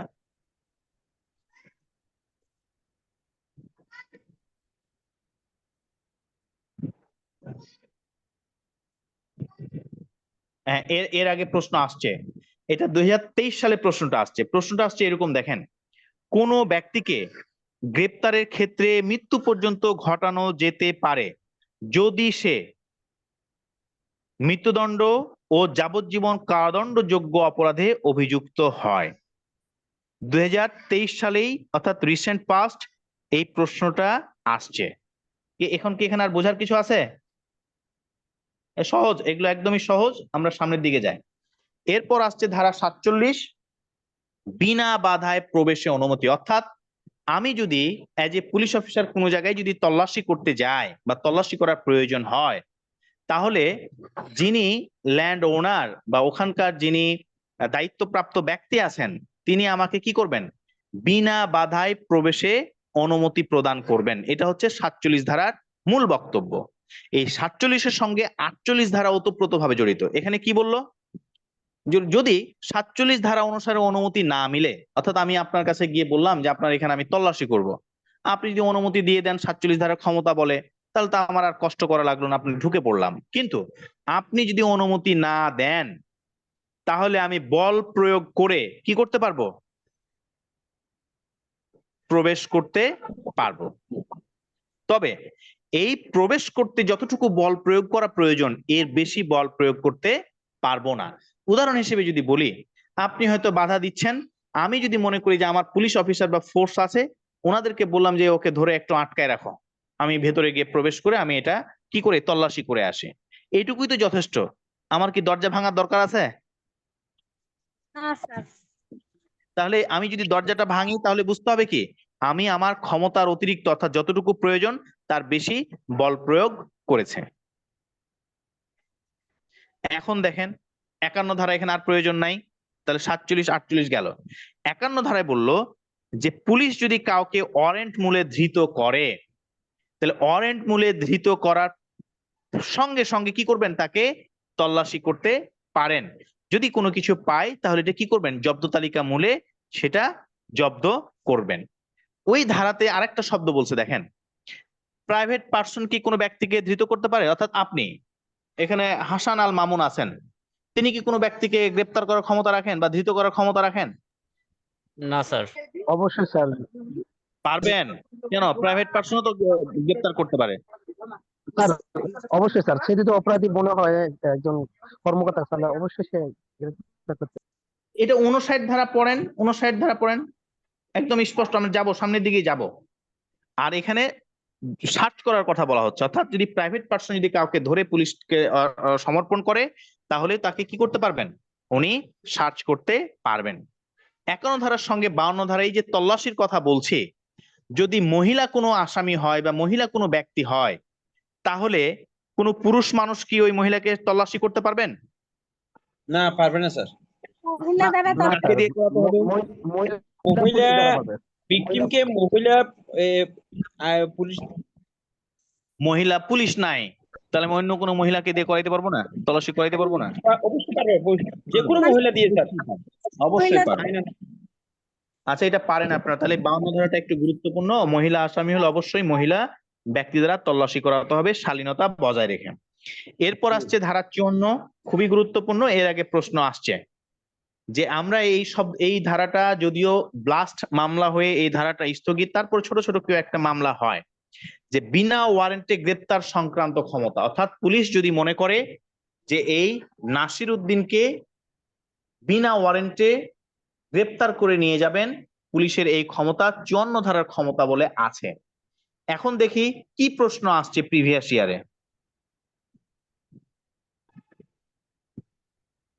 প্রশ্নটা আসছে এরকম, ফৌজদারি কার্যবিধির কোন ধারার বিধান বলে গ্রেপ্তারি পরোয়ানা ছাড়া পুলিশ কোনো ব্যক্তিকে গ্রেপ্তার করতে পারে?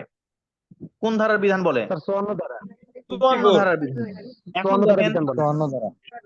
এখানকার স্যার প্রশ্ন আর 9 ভাবে পুলিশ গ্রেফতার করতে পারে স্যার। স্যার, বলছিলাম যে 54 ধারা বিধান হচ্ছে বিনা অপরাধে 9 ভাবে গ্রেফতার করতে পারে। আচ্ছা, সেটা যায়, আমরা একটু যাই, আমরা তো যাব।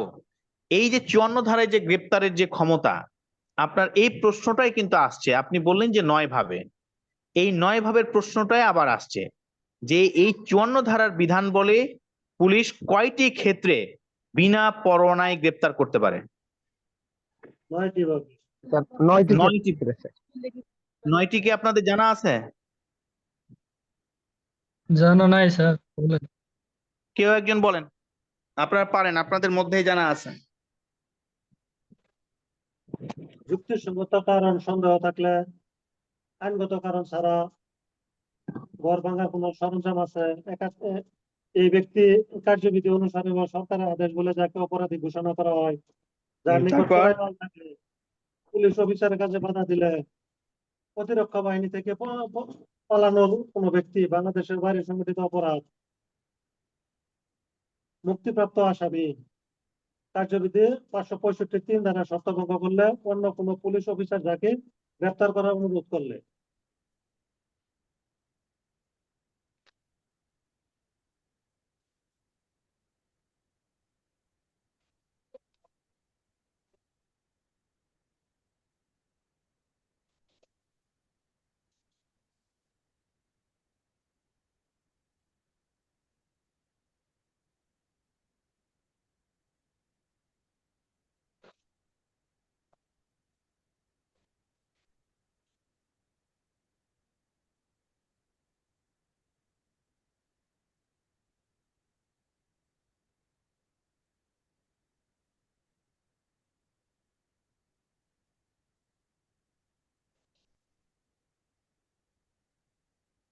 স্যার শোনা যাচ্ছে না? একটু wait। দুঃখিত, একটু মিউট হয়ে গেছিল তো।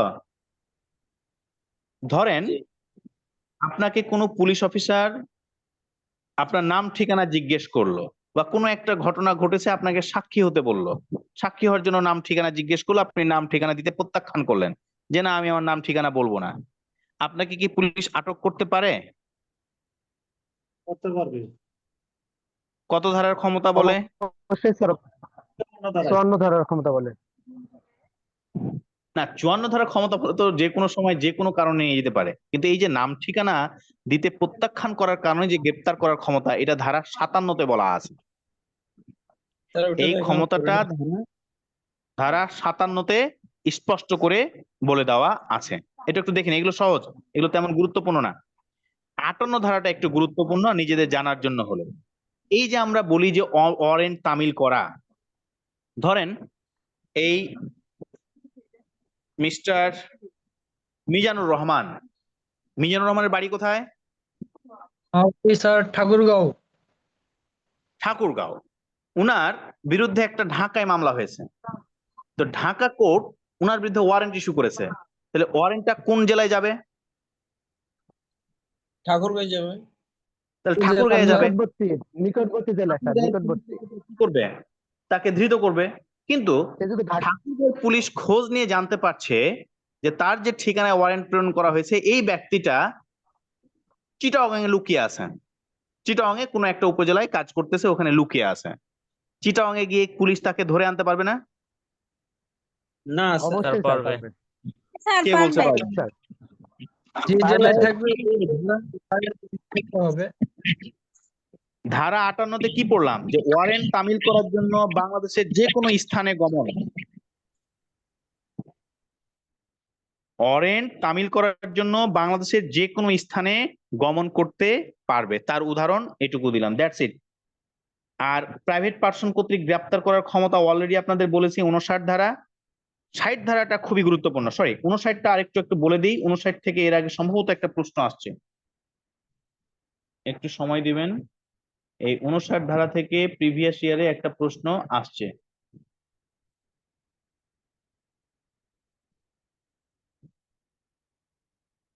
হ্যাঁ, প্রশ্নটা এরকম দেখেন, ফৌজদারি কার্যবিধির কোন ধারার বিধান অনুযায়ী একজন সাধারণ ব্যক্তি, কোনো ব্যক্তি যদি নন বেইলেবল বা নন কগনিজেবল অপরাধ করে তখন তাকে গ্রেপ্তার করতে পারে? দেখেন প্রশ্নটা কনফিউজ করার জন্য, নন বেইলেবল ও নন কগনিজেবল অপরাধ করে তখন তাকে গ্রেপ্তার করতে পারে। কোন ধারার ক্ষমতা বলে?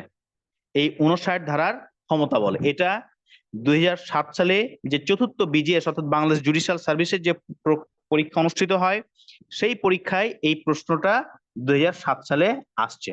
তার মানে এই 59 ধারারও একটা গুরুত্ব আছে। এরপর যাব ধারা 60-এ। ধারা 60-তে কি বললো? গ্রেপ্তারকৃত ব্যক্তিকে ম্যাজিস্ট্রেটের সামনে হাজিরকরণ। এটা হচ্ছে মূল বক্তব্য। এটা আপনারা জানেন যে কোনো ব্যক্তিকে যদি গ্রেপ্তার করা হয় তাহলে তিনি যে নিকটস্থ ম্যাজিস্ট্রেটের আন্ডারে আছেন সেই ম্যাজিস্ট্রেটের সামনে কি করবেন, তাকে হাজির করবেন, এই ধারা 60। এরপরে আসছে ধারা 61। এই যে হাজির যে করব, কত ঘন্টার মধ্যে হাজির করতে হবে? 24 ঘন্টা। এইটাও 24 ঘন্টার মধ্যে স্যার। 24 ঘন্টার মধ্যে হাজির করতে হবে। এখানে একটা এক্সেপশন আছে, ব্যতিক্রম আছে। কোন সময়টা বাদ যাবে?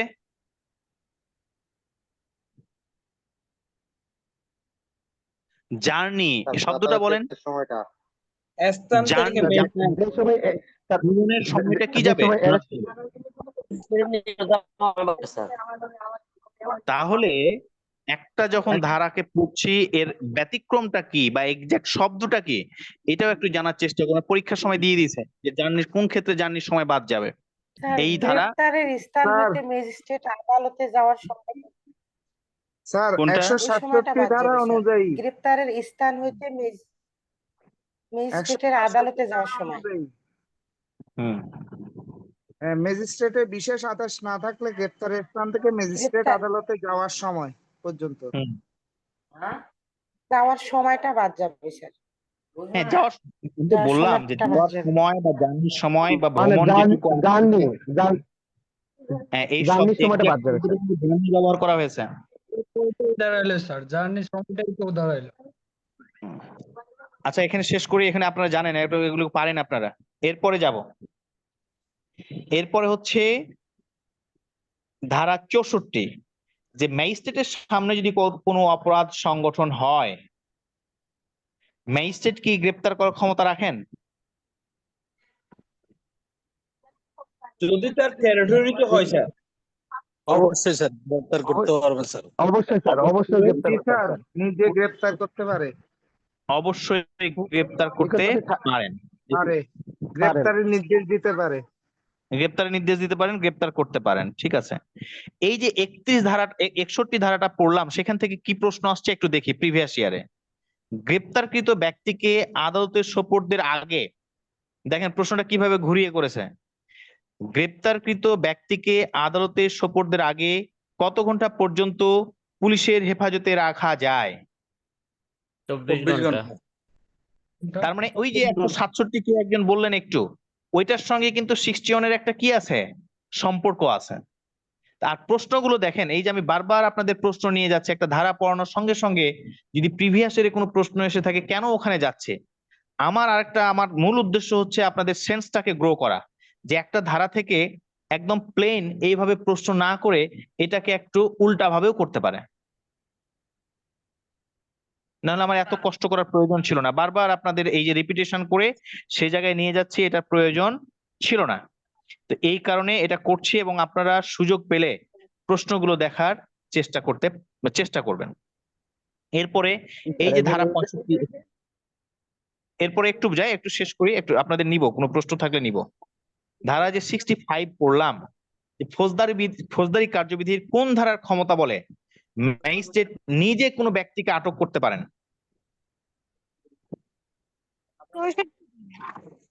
এটা 2023 সালে প্রশ্নটা আসছে। আমি যে প্রশ্নটা পড়লাম 2023 সালে 12 প্রশ্নটা আসছে। এটা পেরে গেছেন আপনারা, আর এখান থেকে প্রয়োজন নাই। স্যার এটা কি 64 না 65? 65 65 আটক করার ক্ষমতা। আর ওইটা তো বললাম যে 64 হচ্ছে ম্যাজিস্ট্রেটের সামনে অপরাধ সংগঠন। এখন আমাকে বলেন, এই যে 66 পর্যন্ত 65 পর্যন্ত যে আমরা পড়লাম, এটুকুর মধ্যে ছোট ছোট প্রশ্ন আছে। এখানে বিশেষ কিন্তু আমার কাছে যেটুকু মনে হয়েছে যে বিশেষ ক্যালকুলেশন করে বুঝার তেমন কিছু নাই। এটুকু একটু যদি আপনারা প্লেন রিডিং দেন, আর এই যে আমি কিছু কিছু কথা বলছি যে কোথায় প্লেন রিডিং দিবেন, কোথায় বেশি গুরুত্ব আরোপ করবেন, এগুলো পাশে বইটা নিয়ে বসবেন। বইটা নিয়ে বসে ওই চ্যাপ্টার অনুযায়ী আমি যখন যে কথাগুলো বলছি ছোট ছোট করে একটু নোট নিয়ে নেবেন, একটু দাগিয়ে নেবেন, তাহলে আপনাদের পরবর্তীতে প্রস্তুতি নিতেও সুবিধা হবে। যে ক্ষেত্রে প্লেন রিডিং দিলেই হবে, সেখানে আমি এত সময় ব্যয় করব না। আবার কিছু কিছু জায়গায় আছে যে আমাকে বুঝে বুঝে পড়তে হবে, সেক্ষেত্রে আমি সময় ব্যয় করব। এখন বলেন যে এটুকু পর্যন্ত যতটুকু পড়লাম, এক্ষেত্রে কোনো প্রশ্ন আছে কারো? না স্যার।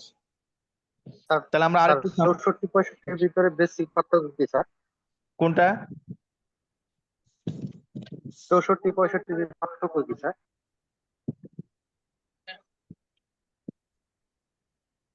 আচ্ছা, একটু পড়েন দেখি। ও কারো কাছে বই আছে? স্যার আমার নিজস্ব একটা নোট করার আছে না, একজন কিন্তু আপনাদের এই প্রশ্নটা একজন কিন্তু অলরেডি, ওই আমি যখন এই 64 65 পড়ি তখন কিন্তু অলরেডি বলেছিল যে নিজস্ব এখতিয়ারের মধ্যে যদি হয় জি এবং স্যার আমি তার বলছি কে যেন বলেছিল বলেন তো একটু। আমি জাহেদ বলছিলাম স্যার আমি হ্যাঁ, বলেন জাহেদ, জাহেদ বলেন, আপনি বলছিলেন তখন, বলেন।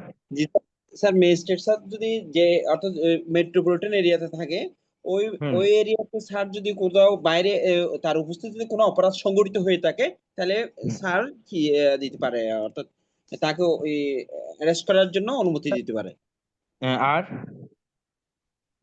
অর্থাৎ ওনার টেরিটরিতে এই কথাটা আনছিলাম আর কি স্যার। আর 65 আর 65 স্যার একটু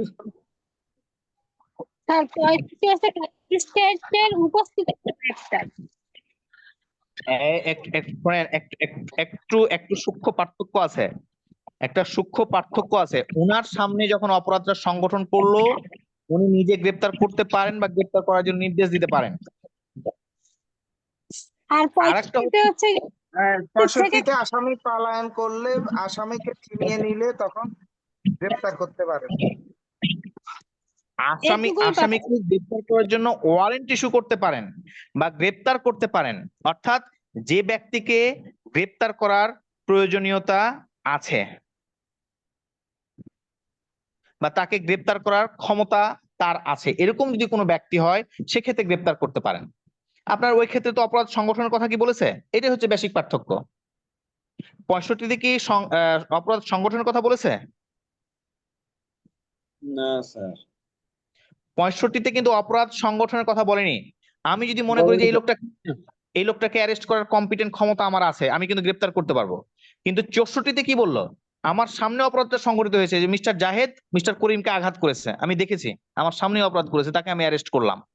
আর জি 65-তে বললো কি, যে আমার সামনে জাহেদ কাউকে মারেনি, কিছুই করেনি, কিন্তু আমি হয়তো তথ্য পেয়েছি যে এই মিস্টার জাহেদ একজন ক্রিমিনাল। স্যার আমি ক্রিমিনাল নয় আপনি স্যার ক্রিমিনাল 65 মনে হয় ক্ষমতাবান একটা শব্দ আছে। হ্যাঁ স্যার 64টা হলো ম্যাজিস্ট্রেটের উপস্থিতিতে অপরাধ সংঘটিত হওয়া, আর হ্যাঁ 65 এক্স্যাক্টলি। হলো ম্যাজিস্ট্রেট কর্তৃক ম্যাজিস্ট্রেটের উপস্থিতিতে কাউকে গ্রেপ্তারের নির্দেশ দেওয়া বা গ্রেপ্তার আদেশ দেওয়া, উনি গ্রেপ্তারের জন্য স্টেপ নিতে পারবেন, এরকম বিষয় স্যার। এই যে that is the basic difference. একটা হচ্ছে অপরাধ সংগঠন, আর একটা, এই জন্য আমার যে নোটটা দেখবেন আপনারা, আমি তো নোটটা এই নোটটা দেওয়া হয়নি তো এই জন্য হয়তো খেয়াল করছেন না। আমার এখানে 64 গতকালের ক্লাসের নোটটা স্যার যেটা দিয়েছিলেন চমৎকার স্যার, একদম এটা নিয়ে পড়লে মানে একদম খুবই একদম ধারার ভিতর থেকে গুরুত্বপূর্ণ পয়েন্ট গুলো স্যার আপনি ওখানে এখানেও টেনে দেখবেন এনেছেন। 64 65 যে পড়ালাম, দেখেন আমার কি লেখা আছে, আমরা নোটটা যখন দিব আপনারা পাবেন তখন দেখবেন। 64-তে আমার ছোট্ট একটা শব্দ লেখা আছে যে ম্যাজিস্ট্রেটের সামনে অপরাধ সংগঠন, আর 65-তে বলছি যে ওয়ারেন্ট ইস্যু। এই দুইটা শব্দ দিয়েই যদি পার্থক্য নির্ণয় করতে পারেন তাহলে আমার মনে হয় আর তেমন কোনো কিছু প্রয়োজন নাই। জি স্যার That's- এখন Yes, sir. এই যে 66 পর্যন্ত পড়লাম, এখন আমাকে বলেন, এই দেখেন এটুকু পড়তেই 1 ঘন্টা পার হয়ে গেছে। এখন যদি আমরা তাড়াহুড়ো করে পড়তাম তাহলে শেষ করে দিতে পারতাম। আমি নিজে এই যে বলতে বলতে আমি টায়ার্ড হয়ে গেছি। এখন আমাকে বলেন যে এই যে 65 বা 66 পর্যন্ত পড়লাম, এক্ষেত্রের মধ্যে কারো কোনো জানার বা কোনো কিছু আছে কিনা। আমি নোটটা দিয়ে দিব, আপনারা নোটটা নিয়ে একটু স্টাডি করে রাখবেন। স্টাডি করে রাখলে আপনাদের পরবর্তীতে পড়াতেও আমার জন্য সুবিধা হবে, ধরতেও সুবিধা হবে। জি জি তো এইভাবে পড়লে কি আমরা উতরাইতে পারবো, মানে পরীক্ষা পাস করতে পারবো? এই যে পারবো স্যার। স্যার আশা ধারা আশা পড়ছি, করি ধারা স্যার। এর মধ্যে ওখান থেকে কোনো এর প্রশ্ন মধ্যে আসছে স্যার কিনা আরেকটু বিষয় স্যার, আরেকটু বিষয় স্যার, সেটা হচ্ছে যে যেভাবে আপনি পড়াচ্ছেন আমরা তো স্যার রিটেন দিই নাই। এর মধ্যে স্যার যেমন আমাদেরকে বিগত সালের প্রিভিয়াস কোয়েশ্চেন এমসিকিউটা ধরে দিচ্ছেন, রিটেনটাও যদি স্যার একটু করে আমাদেরকে ব্রিফ করে যেতেন তাহলে মানে আমাদের শোনেন, একসাথে একটা ঝামেলা আছে, একটু টেকনিক্যাল ঝামেলা থাকবে। হ্যাঁ, একটু টেকনিক্যাল ঝামেলা থাকবে। আপনি দুইটাকে যখন একদম এক জায়গায় মিঙ্গেল করে নিয়ে আসবেন আপনারা অস্থির হয়েন না, আমরা একটা বার শেষ করতে দেন, একবার পুঙ্খানুপুঙ্খ ভাবে ধারাগুলো শেষ করতে দেন। যখন ঠিক আছে ফৌজদারি স্যার। কার্যবিধির একবার ছোট ছোট করে ধারা এই যে ভেঙে ভেঙে যখন পড়া একবার শেষ হবে, তখন দেখবেন নিজেদের মধ্যে একটা স্বস্তি কাজ করবে যে না, আগে মনে হয় 50 প্রস্তুতি 40% থাকলে আমার মনে হয় এই একবার এই কোর্সটা শেষ করা ফৌজদারি কার্যবিধি টিচারের কাছে শেষ করলাম, আমার মনে হয় 5% হলেও ডেভেলপ করবে, believe it or not. Right এই যে স্যার, রাইট। 5% করে ডেভেলপ করা, তখন আমরা যখন আমরা রিভিশন ক্লাসে যাব বা আমরা অন্য ক্লাসে যখন যাব, তখন দেখবেন এটা পড়তে কতটা সহজ হয়। আপনাদের রিটেনের জন্য আমার ম্যাটেরিয়ালস রেডি আছে বা রেডি করব, আমি আর একটু গুরুত্ব দিয়ে রেডি করব, প্রিভিয়াস ইয়ারের প্রশ্নকে অ্যানালাইসিস করে রেডি করব। তো এটা নিয়ে ওয়ারিড হয়েন না, আগে একটা বার শেষ করতে দেন। এই যে আমি তো আবারও বললাম, এইভাবে যদি ভেঙে ভেঙে না পড়তাম, আমি যদি প্লেন রিডিং পড়ে যেতাম, তাহলে এটা শেষ করতে কতক্ষণ? হ্যাঁ, ঠিক আছে স্যার। এই যে আমি ঠিক আছে। বলতেছি, এই যে এটা কি হয়, যখন অফলাইন ক্লাস হলে প্রত্যেকের মুখ দেখে বোঝা যায় যে সে কি বুঝছে কি বুঝছে না। এই যে আপনারা কয়েকজন হয়তো রেসপন্স করছেন, কয়েকজন হয়তো শুনছেন চুপচাপ, কেউ হয়তো হয়তো সংকাতে রেসপন্স করছেন না, আমি তো প্রত্যেককে লেভেল প্লেইং ফিল করতে পারছি না আমি। Right sir. Right sir. যেটা হিউম্যানলি আমার ইম্পসিবল, আমার দ্বারা সম্ভব না, বাস্তবতা স্বীকার করতে তো অসুবিধা নেই। স্যার। জি স্যার। তো আমরা চাই যে প্রত্যেকেই যেন এখানে অংশগ্রহণ করেন। এই যে আপনাদেরকে দিয়ে আমি কিছু কিছু কথা বলাচ্ছি, একটা প্রশ্ন করছি, আপনারা উত্তর দিচ্ছেন, আমার মনে হয় এটুকু যদি একটু রপ্ত করতে পারেন, এই নৈর্ব্যক্তিক পার নিয়ে টেনশন করেন না। আর যখন নৈর্ব্যক্তিকটা ভালো করবেন, রিটেনের বেজ এমনিই শক্ত হয়ে যাবে। জি স্যার, ফাউন্ডেশন ঠিক হলে স্যার ওইটা অটোমেটিকলি ঠিক হয়ে যাবে। এই জন্য আগে একটা প্লেন রিডিংটা আগে শেষ করেন, প্লেন রিডিংটা শেষ করেন। একবার যদি এভাবে প্লেন রিডিং শেষ করতে পারেন, পরের বার দেখেন তো পড়তে কতটা ভালো লাগে, তখন দ্রুত আগানো যাবে।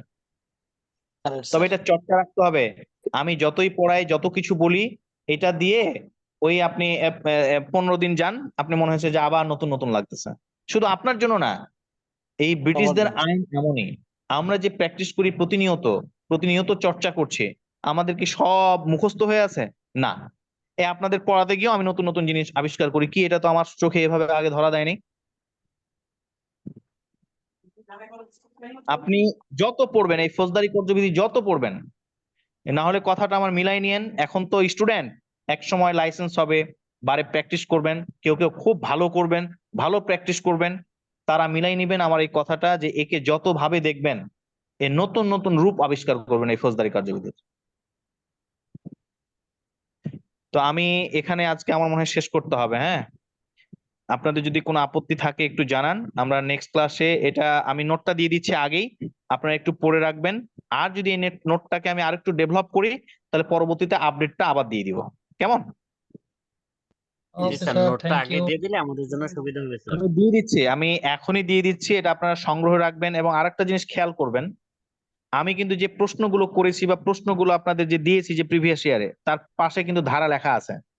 In case G sir. কারো যদি কোনোটা সন্দেহ হয়, আমি তো প্রশ্নটা দেখে আবার ধারাটা বের করে লিখেছি। In case typing a mistake হতে পারে, মিলাই নিবেন, একটু মিলাই নিবেন। হয়তো আমি লিখে রাখছি পাশে ধারা 54, আসলেই 54তে আছে কিনা আপনি একটু যান 54টা পড়ে আসেন। কোনোটাতে লেখা আছে ধারা 75, আসলেই আছে কিনা ধারা 75 একটু চেক করে আসেন। আপনি আমার কথা কেন বিশ্বাস করবেন? আমি 89 ধারা লিখে আসছি, ওখানে দেওয়া আমার প্রশ্নগুলো দেখবেন, আমি নোটটা দিচ্ছি, তখন দেখেন, আপনারা মিলাই নিবেন। পাশে হয়তো 89 ধারা লেখা, আপনি একটু চেক করে আসবেন যে এটা 89 ধারায় আছে কিনা। 145-এ 3 লিখে রাখছে টিচার, 145-এ 3-এ বা 6-এ এই শব্দটা আছে কিনা একটু চেক করবেন। এই চেকটা যদি করেন, আপনাদের আবার একটা পড়া হয়ে যাবে। যত যদি ভুল গবেষণা করেন, স্যার তত ফলাফল। হ্যাঁ যত গবেষণা স্যার তত ফলাফল। না, অবশ্যই অবশ্যই। এবং যদি কোনো তথ্যগত ভুল পান, আমাকে নক দিবেন যে এই জায়গাটা আমি এটা দিয়েছেন, কিন্তু আমি বাট এই জায়গাটা এটা পেয়েছি। আপনাদের পরের বার থেকে 2-1টা ভুল করে দিব, কে কে ভুল ধরাই দিতে পারে, তখন বুঝবো যে আসলে দেখেছে কিনা। স্যার স্যার ভুল দিয়েন না। সব টেকনিক্যাল। স্যার তাহলে বেশি একটু গুরুত্ব হবে স্যার। হ্যাঁ, কেউ একজন বলছিলেন কি যেন, বলেন বলেন। স্যার আমি বলতে চাচ্ছিলাম যে 2-3টা ক্লাসের পর মৌখিকভাবে কিছু একটা ক্লাস যদি পরীক্ষামূলক রাখা হয়, আমার মনে হয় আমাদের পড়াটা হতো। শোনেন, এখানে আমি অ্যাজ এ টিচার অনেকগুলো বিষয় তো আর এক্সপ্রেস করতে পারি না। ওই যে রাজ ভাই আছে, ওনার সঙ্গে একটু আলোচনা করবেন আপনারা, হ্যাঁ। এখানে অনেকগুলো বিষয় থাকে তো আপনারা নিজেরাও বোঝেন। তো আমরা চাইবো আপনাদের সর্বোচ্চ সহযোগিতার। এই যে আমি প্রশ্নোত্তর পদ্ধতিতে যে পড়াচ্ছি, এটা কেন, আমি আবারও বলছি, আমি প্রত্যেককে লেভেল প্লেইং ফিল্ড দিতে পারছি না, এই জন্য আমি নিজেই দুঃখ প্রকাশ করছি। কারণ আমি প্রত্যেককে যদি এভাবে নিয়ে আসি, আমি সময় শেষ করতে পারবো না। তো আজকে এমনিতেই আমি একটু টায়ার্ড, তারপরে এই যে এতটুকু সময় দিলাম, আপনারা এটা করেন, আমরা করব। যদি আপনারা সবাই মিলে সম্মত হন, আমি মৌখিক পরীক্ষা নিব। আমার তো প্রশ্ন রেডি করা, আপনাদের একদিন লেকচার 1 থেকে কাউকে জিজ্ঞেস করব, লেকচার 2 থেকে কাউকে জিজ্ঞেস করব, এসপার ওসপার করে, তাহলে তো হয়ে গেল। এটা করতে কি বেশি সময়? 15 থেকে 20 মিনিট লাগবে। জি জি না স্যার, স্যার তো আপনার আপনি তো প্রশ্ন স্যার যেভাবে রেডি আছে পড়াচ্ছেন স্যার, প্রশ্ন আপনি তো যেভাবে সবগুলো রেডি পড়াচ্ছেন আছে। স্যার, পরীক্ষা তো হয়ে যাচ্ছে স্যার। হ্যাঁ, এটা কিন্তু আপনাদের আগ্রহী থাকতে হবে। শুনেন, আমি যতই মুখে বলি, আপনাদের যদি এই আগ্রহ মনোভাব না থাকে, 3 দিন পরে যদি নেতিয়ে যান যে না আর লোড নিতে পারছি না, ভাল লাগছে না, তাহলে কিন্তু হবে না। না স্যার আগে এটা মনে প্রাণে এটাকে চাইতে হবে যে না, আমি প্রথমবার পরীক্ষা দিব, প্রথমবারে আমার বারের লাইসেন্স হইতে হবে। ইনশাআল্লাহ। ইনশাল্লাহ স্যার, ইনশাল্লাহ, দোয়া আমি তো রাখবেন। শুধুমাত্র কি, আমি একটু সাহায্যকারী মাত্র, মূল যোদ্ধা তো আপনারা। স্যার আমরা যোদ্ধা, ঠিক আছে, আপনার প্রপার গাইডলাইনটা যদি আমাদের এভাবে থাকে ইনশাআল্লাহ কামিয়াবি হাসিল আমি করবো চেষ্টা ইনশাআল্লাহ। করবো ইনশাল্লাহ। তো আমি আজকে আর একটু সময় দিতে পারছি না, হ্যাঁ। ইনশাল্লাহ নেক্সট ক্লাসে আপনি নোটটা দিয়ে দিচ্ছি আমি এখন রাজ ভাইকে, উনি আপনাদেরকে দিয়ে দিবেন। এটা নিয়ে একটু প্রস্তুতি নেবেন, এক। দ্বিতীয় হচ্ছে যে আমরা ওই লেকচার শেষ করে, আপনারা, আমি গতকালকে যেভাবে প্রত্যেককে ধরলাম, আমার ইচ্ছা সেই দিন যদি 2 ঘন্টাও লাগে, আমি প্রত্যেককেই এই 2টা লেকচার থেকে প্রশ্ন করব। মানে পড়ানো শেষ করে ইনশাল্লাহ 2টা স্যার। লেকচার থেকে প্রত্যেককে একটা করে প্রশ্ন করলে আমি প্রিভিয়াস ইয়ারের প্রশ্নগুলোই করব, তাহলে আরেকবার করে মুখস্থ হয়ে গেল। জি স্যার। জি স্যার, জি তো স্যার, আমি দিয়ে দিচ্ছি নোটটা, উনি আপনাদেরকে দিয়ে দিবে কিছুক্ষণের মধ্যে, হ্যাঁ, আমি দিয়ে দিচ্ছি। আসসালামু ঠিক আলাইকুম। আছে স্যার। কোনো আসসালামু কারণে আলাইকুম স্যার, আপনি ক্লান্ত স্যার। ক্লাস আসসালামাইকুম। রেকর্ড কি পাওয়ার কোনো সুযোগ আছে? হ্যাঁ, কিছু বলছিলেন? স্যার, ক্লাস মিস হলে ক্লাস রেকর্ডটা পাওয়ার সুযোগ আছে? ওটা রাজ ভাইয়ের সঙ্গে কথা বলবেন। শুনেন, আমি ওই ম্যানেজেরিয়াল কোনো বিষয় নিয়ে আমি কোনো কথা বলবো না, কেমন? আপনি আমার পড়া নিয়ে আপনি আমাকে বলেন যে এই ক্ষেত্রে বুঝতে অসুবিধা হচ্ছে বা অন্য একটা কোনো অসুবিধা হচ্ছে, এগুলো নিয়ে আমাকে বলেন, আমি এগুলোর উত্তর দিব। কিন্তু ম্যানেজমেন্ট সংক্রান্ত কোনো বিষয় যদি থাকে, ওই রাজ ভাইয়ের সঙ্গে কথা বলবেন। ঠিক আছে। ঠিক ঠিক আছে? আছে স্যার, রাজ ওকে স্যার, রাজভাইয়ের নাম্বার কি ধন্যবাদ লাস্টে স্যার। 318 স্যার? রাজভাই এই এখানে রাজ ভাই আছেন। আছেন? স্যার চলে গেলে রাজভাইয়ের সাথে কথা বলতে পারবেন। রাজভাই এখানে আছে, আমাদের সাথে যুক্ত আছে। আচ্ছা, আমি লিভ করছি ওনাকে, আমি লিভ করছি, উনি কথা বলবে, সমস্যা নাই। আচ্ছা, কি সমস্যা? রাজভাই আজকের ক্লাসটা কি রেকর্ড হচ্ছিল কিনা, বা এই রেকর্ডটা দিতে পারবেন কিনা, এইটাই আমাদের এক স্টুডেন্ট ভাইয়ের কোয়েশ্চেন এবং আমারও কোয়েশ্চেন। প্রত্যেকটা ক্লাস রেকর্ডিং আছে, রেকর্ডটা দিতে পারবো, হ্যাঁ। এটা দেওয়ার কথা ছিল, দেননি। শর্ত পূরণ আচ্ছা, করতে দেই হবে নাই। রাজভাই। এখানে রেকর্ডিং গ্রুপে কে কে আছেন? এখানে রেকর্ডিং গ্রুপে যারা আছেন তারাই পাবেন। রেকর্ডিং এই গ্রুপে রাজ তো ভাই, আমি নাই, আমাকে একটু অ্যাড করে দেন। ভর্তি হইতে হবে। আমাকেও এই অ্যাড রাজ করে ভাই, দেন। ক্লাস কি শেষ আমি করছেন? লেকচার সুমন ভাই, ক্লাস কি শেষ দিচ্ছি, করছেন? হ্যাঁ, আর আমি ক্লাসে রাজ স্যার, আমি লিভ রেকর্ডটা বন্ধ করছি। করে দেন স্যার। রাজ স্যার, রেকর্ডটা বন্ধ করে দেন, রেকর্ড হয়ে যাচ্ছে আজ এই আচ্ছা আচ্ছা, সপ্তাহটা। ঠিক আছে সুমন ভাই, আপনি বেরিয়ে যান, আমি কথা বলে নিচ্ছি। আপনি কথা সবাই বলেন আর আমি থাকেন, আচ্ছা, লেকচার শিটটা আপনি দিয়ে দিচ্ছি, বাইরে হলে ওনাদেরকে দিয়ে থাকবেন, দিন। সমস্যা নাই। আপনি বাইরে হলেও আমি থাকতে পারবো, সমস্যা নাই।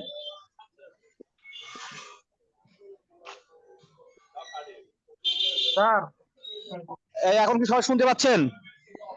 হ্যাঁ, জি রাজভাই। আমি কালকের লেকচার শিটটা পাই নাই, গতকালকের ক্লাসে। একটা প্যাসেঞ্জার দেওয়া। এইখানে যদি মনে হয়, আমাদের তো আপনারা যারা আছেন কন্টিনিউ করবেন, হ্যাঁ। কথা শোনেন, এখানে অনেক শিক্ষার্থী আপনারা আছেন যারা এমনিতেই ফ্রি ক্লাস করছেন 2 দিন, অনেকে ভর্তি হয়েছেন, পেইড করছেন। যাদের paid group road to code যেই ব্যাচে দিছি সবাই তো জানেন, ওখানে 12 জন স্টুডেন্ট আছে আর 22-23 জন জি স্যার। অ্যাপ্লিকেশন করছেন। আমি সময়ের অভাবে কথা বলতে পারি নাই। স্যার, আপনারা কি পেইড শুনতে গ্রুপ পাচ্ছেন? তো আমি বুঝতে পারতেছি না স্যার, স্যার। রাজ স্যার, কথা ছিল একটা আমার। আপনার তো আইডি অনেকগুলি, কোন পেড করছে। রাজ ভাই আমি মোরেশন বলছিলাম রাজ ভাই, ব্যাপারটা হচ্ছে আচ্ছা, আপনার রাজ ভাই আমি একটু বলি আপনারা রাজ ভাই, একজন করে কথা বলেন, একজন করে কথা বলেন। রাজ ভাই আমি একটু বলি, আমি নোরেশন বলছি। আপনার হ্যাঁ। এই কোচিং তো আমি গতবারও করছি, আপনি একেবারে সবার সাথে পার্সোনালি কথা বলবেন, ঠিক আছে, অনেক ব্যস্ততা আপনার। আপনি একদম এই যে কোর্স ফিটা কত মানে ফিক্সড একেবারে পরীক্ষা পর্যন্ত, এটা একটা ইয়ে করে দেন, এখানে আমাদেরকে সার্কুলার দিয়ে ফেললে দেখা গেছে অনেকের সাথে আপনার কথা বলা লাগবে না, ওনারা এমনিতে ভর্তি হয়ে আপনার টাকা পয়সা দিয়ে ভর্তি হয়ে যাবে, বা মাসিক দিলেও বা কোন সিস্টেমে আপনি করবেন সেটা এভাবে বলে ফেলতে পারেন। এখানে তো আমাদের একটা একটা সার্ভিস করার লাইন জন্য টাকা এই পয়সা যে লাগবে। রিটেন প্রি ব্যাচ, আপনার সুমন স্যার আপনি তো আমাদের বিগত সময় ছিলেন, হ্যাঁ, আমাদের জি, জি, হচ্ছে ছিলাম তো। 4000 টাকা কোর্স ফি, ওকে, জি, এটা 4000 টাকা টাকা পয়সা আমরা কোর্স দিব। ফি, গত বছরে 3500 ছিল, কথা বুঝিয়েন। এবার 500 টাকা বাড়ায়ে 4000 টাকা করা হয়েছে, আর ওগুলো ব্যানারে দেওয়া আছে। আপনারা ওটা কি গতবারে কত পরীক্ষা দিছিলেন? পর্যন্ত? পরীক্ষা পর্যন্ত? পরীক্ষা পর্যন্ত, আপনাদের পরীক্ষা পর্যন্ত। বাস দ্যাটস এনাফ, আমাকে অ্যাডমিট করাই দেন, আমি টাকা পয়সা পাঠাই দিব বাস। আমাকে ওই যে ইয়ের ইয়ের হ্যাঁ সাথে হ্যাঁ, অ্যাটেন্ড এখন করাই দেন। হ্যাঁ আপনি ওখানে ব্যাচ একটা রাস্তার আছে। রাস্তার সাথে ব্যক্তিগত কথা বলেন ভাই, ফোন নম্বরটা আছে ওনার সাথে কথা বলে নেন, তাহলে তো হয়ে যাবে। এই আর কি কেউ এমন আছেন? স্যার উমর ফারুক আসলাম, স্যার উমর ফারুক আসলাম, কথা বলতাম স্যার। বুঝি নাই, বলেন। স্যার আমাদের তো ক্লাস স্যার 2 দিন ধরে বা কয়েকদিন ধরে হচ্ছে না, প্রথম সেমিস্টারটা স্যার, এটা কবে থেকে শুরু হবে স্যার জানতে চাচ্ছি। আপনাদের রুটিন দেওয়া আছে, কালকের থেকে একদিন পর একদিন, দেখেন যে রুটিনটা দিছিলাম হোয়াটসঅ্যাপে, হ্যাঁ, ওই রুটিন মাফিক আপনাদের ক্লাস হবে, একদিন হচ্ছে এখানে আসার, একদিন ওখানে আসে। এই ও রাজ ভাই আচ্ছা আচ্ছা, আমাদের ঠিক আছে এমসিকিউ ঠিক বেস আছে স্যার। কিভাবে সাজানো, সপ্তাহে কয়দিন? বুঝি নাই। আমাদের এমসিকিউ এই যে এখন যেটা কোর্স চালু করছেন, অলরেডি 2 দিন ক্লাস হয়েছে, এটা সপ্তাহে হ্যাঁ। কয়দিন চালু করবেন, মানে কয়দিন কন্টিনিউ করবেন এটা সপ্তাহে? সপ্তাহে 4 দিন, আপনাদের তো রুটিন প্রকাশ করা আছে। হ্যাঁ, অসুবিধা কি, 4 দিন হলে একটা কন্টিনিউয়াস সিস্টেম থাকলে 4 দিন হলে 4 দিনে পড়া, আবার বাকি 3 দিনে আমরা টানে নিতে পারবো, এটাই ঠিক আছে। 4 আচ্ছা, দিন 3 বাকি দিন 3 হোক। দিনের চালাচালি নাই, শোনেন, এখানে জি ভাই। সবাই মনোযোগ দিয়ে শোনেন। আমাদের এখানে প্রতিদিন 2টা করে ক্লাস হয়, এবং এটা যেটা সিস্টেম করেছি, আমাদের প্রত্যেকটা রেকর্ডিং হবে। আমরা এটা সম্পূর্ণ সেট, মানে যেটা সেটিং করার দরকার ছিল সেটা শেষ হয়ে গেছে, ঠিক আছে। আমরা জুমের মাধ্যমে, আগে কি ছিল, আমাদের একটা জুমের লিংকে একজন ঢুকতে পারতাম, আর একজন ম্যাজিস্ট্রেট ঢুকতে পারতো না, আর একটা নতুন লিংক দিতে পারতো না, হ্যাঁ। সেখানে আমাদের 150 পিবিএস ছিল, এখন হয়েছে 300 পিবিএস। অতএব আমরা 2টা করে লিংক শেয়ার করতে পারবো, 2টা কেন 5টা লিংক শেয়ারও করতে পারবো, বা হচ্ছে 5টা একসাথে রেকর্ডিং হবে, 5টা ক্লাসও একসাথে পরিচালনা হবে। এখন আমাদের 3টা ব্যাচ নিয়মিত আলোচনা চলবে আর কি, কথা কি বুঝছেন? তিনটাই কি এমসিকিউ না? না না, একটা হচ্ছে প্রথম পর্ব চ্যালেঞ্জিং ব্যাচ, যারা ফাইনাল পরীক্ষা দিবে, আচ্ছা আচ্ছা, বা হচ্ছে ওইদিকে প্রথম পর্বের শিক্ষার্থী।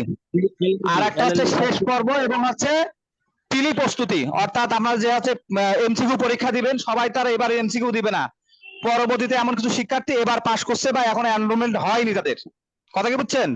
ওদের হচ্ছে শেষ পর্ব বিশ্লেষণ, আর হচ্ছে পিলি প্রস্তুতি ব্যাচ। আর আরেকটা আছে এই যে আপনাদের পিলি প্লাস রিটেন ব্যাচ, যাদের পরীক্ষা নভেম্বরে বা ডিসেম্বরে হবে, কথা কি বুঝছেন? প্রতিদিন 2টা করে ক্লাস হবে। এখন আপনারা যে 4 দিন আছেন, যারা 4 দিন মনে করতেছেন, তারা মনে করলে 7 দিনও ক্লাস করতে পারবেন।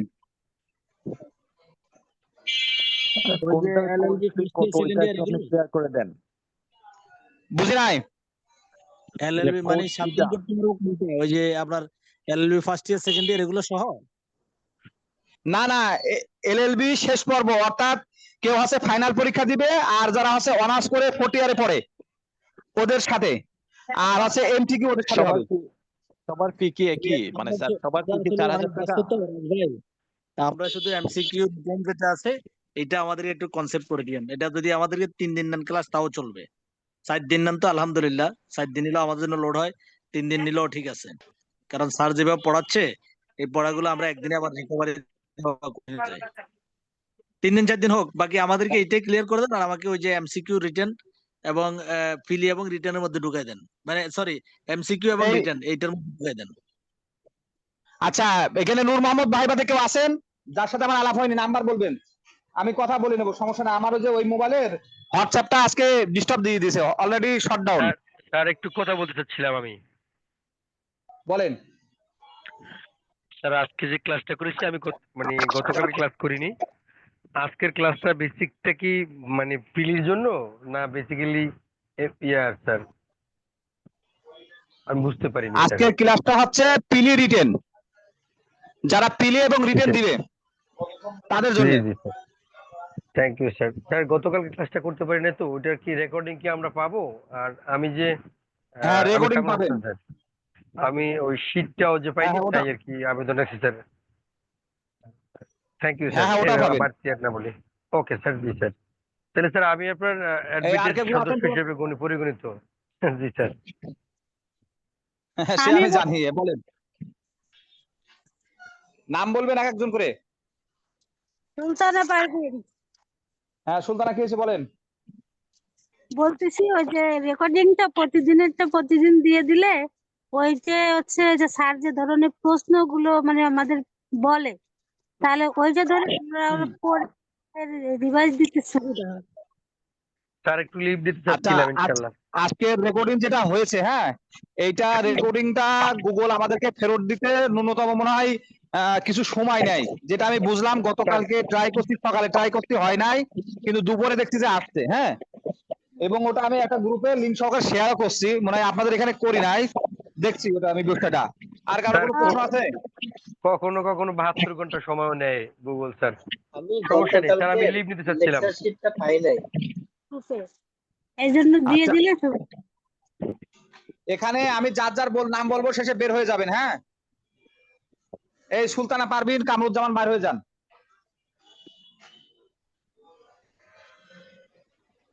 এখানে যারা নতুন শিক্ষার্থী আছে তারা মানে পিলি এবং রিটেন পড়াশোনা করবেন বা আমাদের সাথে কন্টিনিউ করবেন। যারা আমাদের কাছে ভর্তি হন নাই তারা শুধু থাকবেন, আর যারা ভর্তি হয়ে গেছেন তাদেরকে বাদ দেন।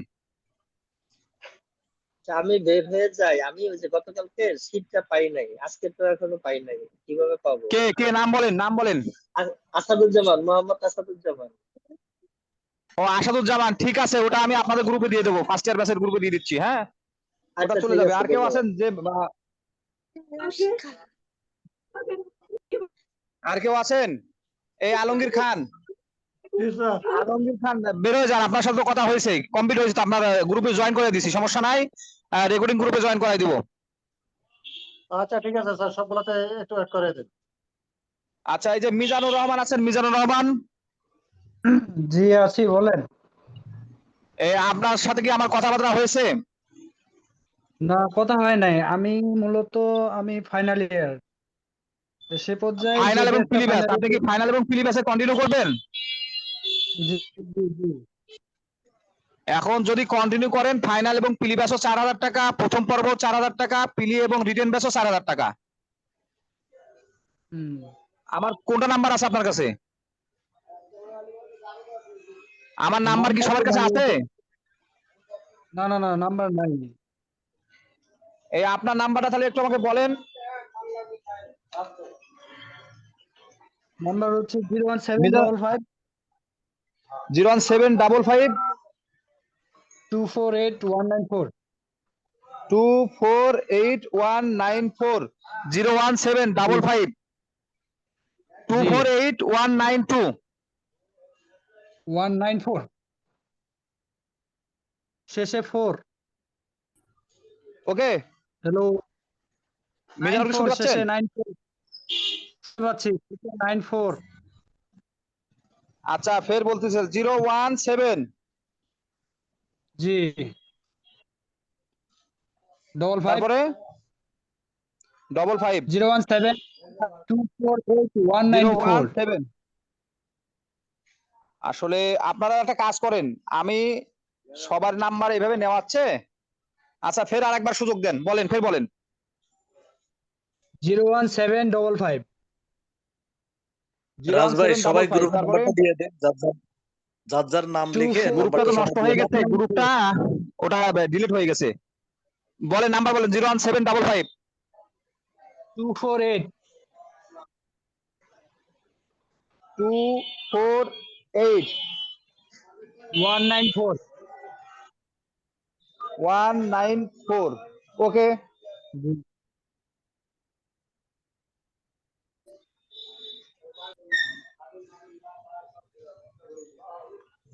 এই মিজানুর বাদ দিয়ে কে আছে? এই যে নূর হোসেন ভাই, নূর হোসেন ভাই, জি ভাই, জি ভাই, আছি এই নূর হোসেন কি আছেন?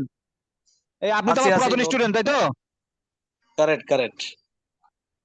আমার আমি ওই আপনার হুজুর না ফ্রেন্ড আপনি? ভাই, হ্যাঁ আমি হ্যাঁ, সে কিন্তু জানি আপনার গত ফ্রেন্ড। ক্লাসের স্টুডেন্ট।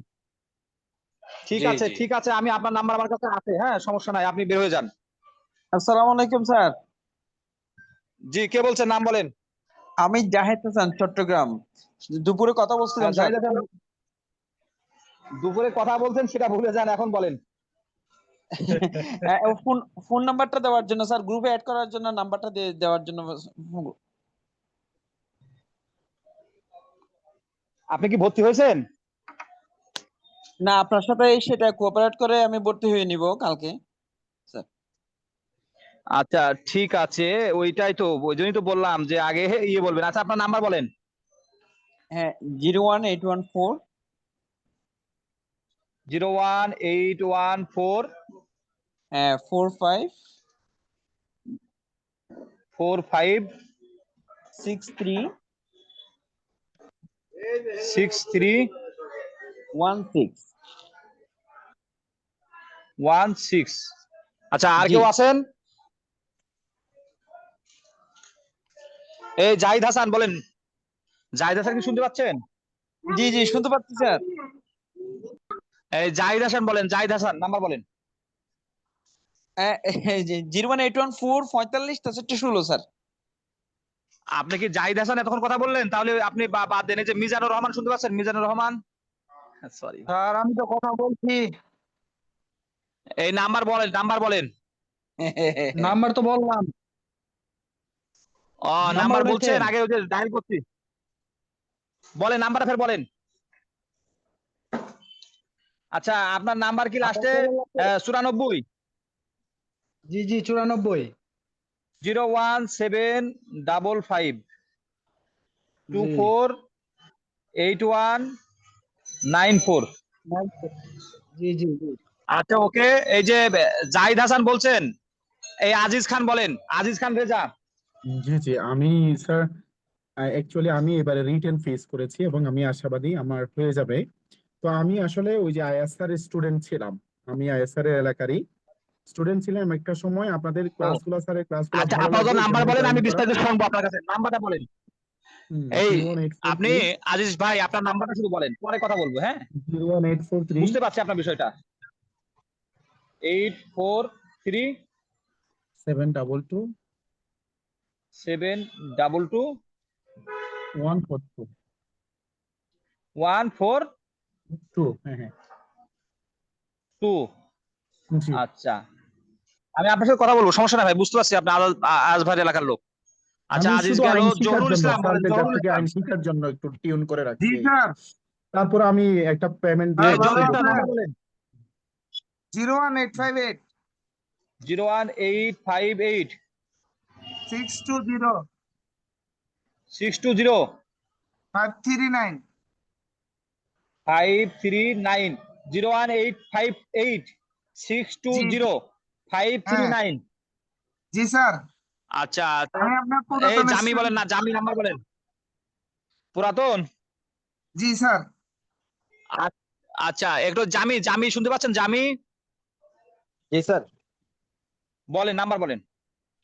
01760 760 120 120 715। 715। 01760 120 715। ওকে জি স্যার। আচ্ছা এখানে জামিও পাইছি, মিজানুর রহমানের নাম্বারও নিচ্ছি। জহুরুল ইসলাম, জহুরুল ইসলাম বলবে, কথা বলেন তো জহুরুল ইসলাম। জি স্যার বলেন। আপনার নাম্বারটা বলেন। 01858 01858 8 620 হ্যাঁ 539। 539। ওকে জি স্যার। এই এভরিওয়ান, অনেক রাত হয়েছে, আমি সকালে কথা বলে নেবো। সবাই একটু বার হয়ে যান প্লিজ। হ্যাঁ ঠিক আছে স্যার। ওকে, থ্যাংক ইউ, হ্যাঁ।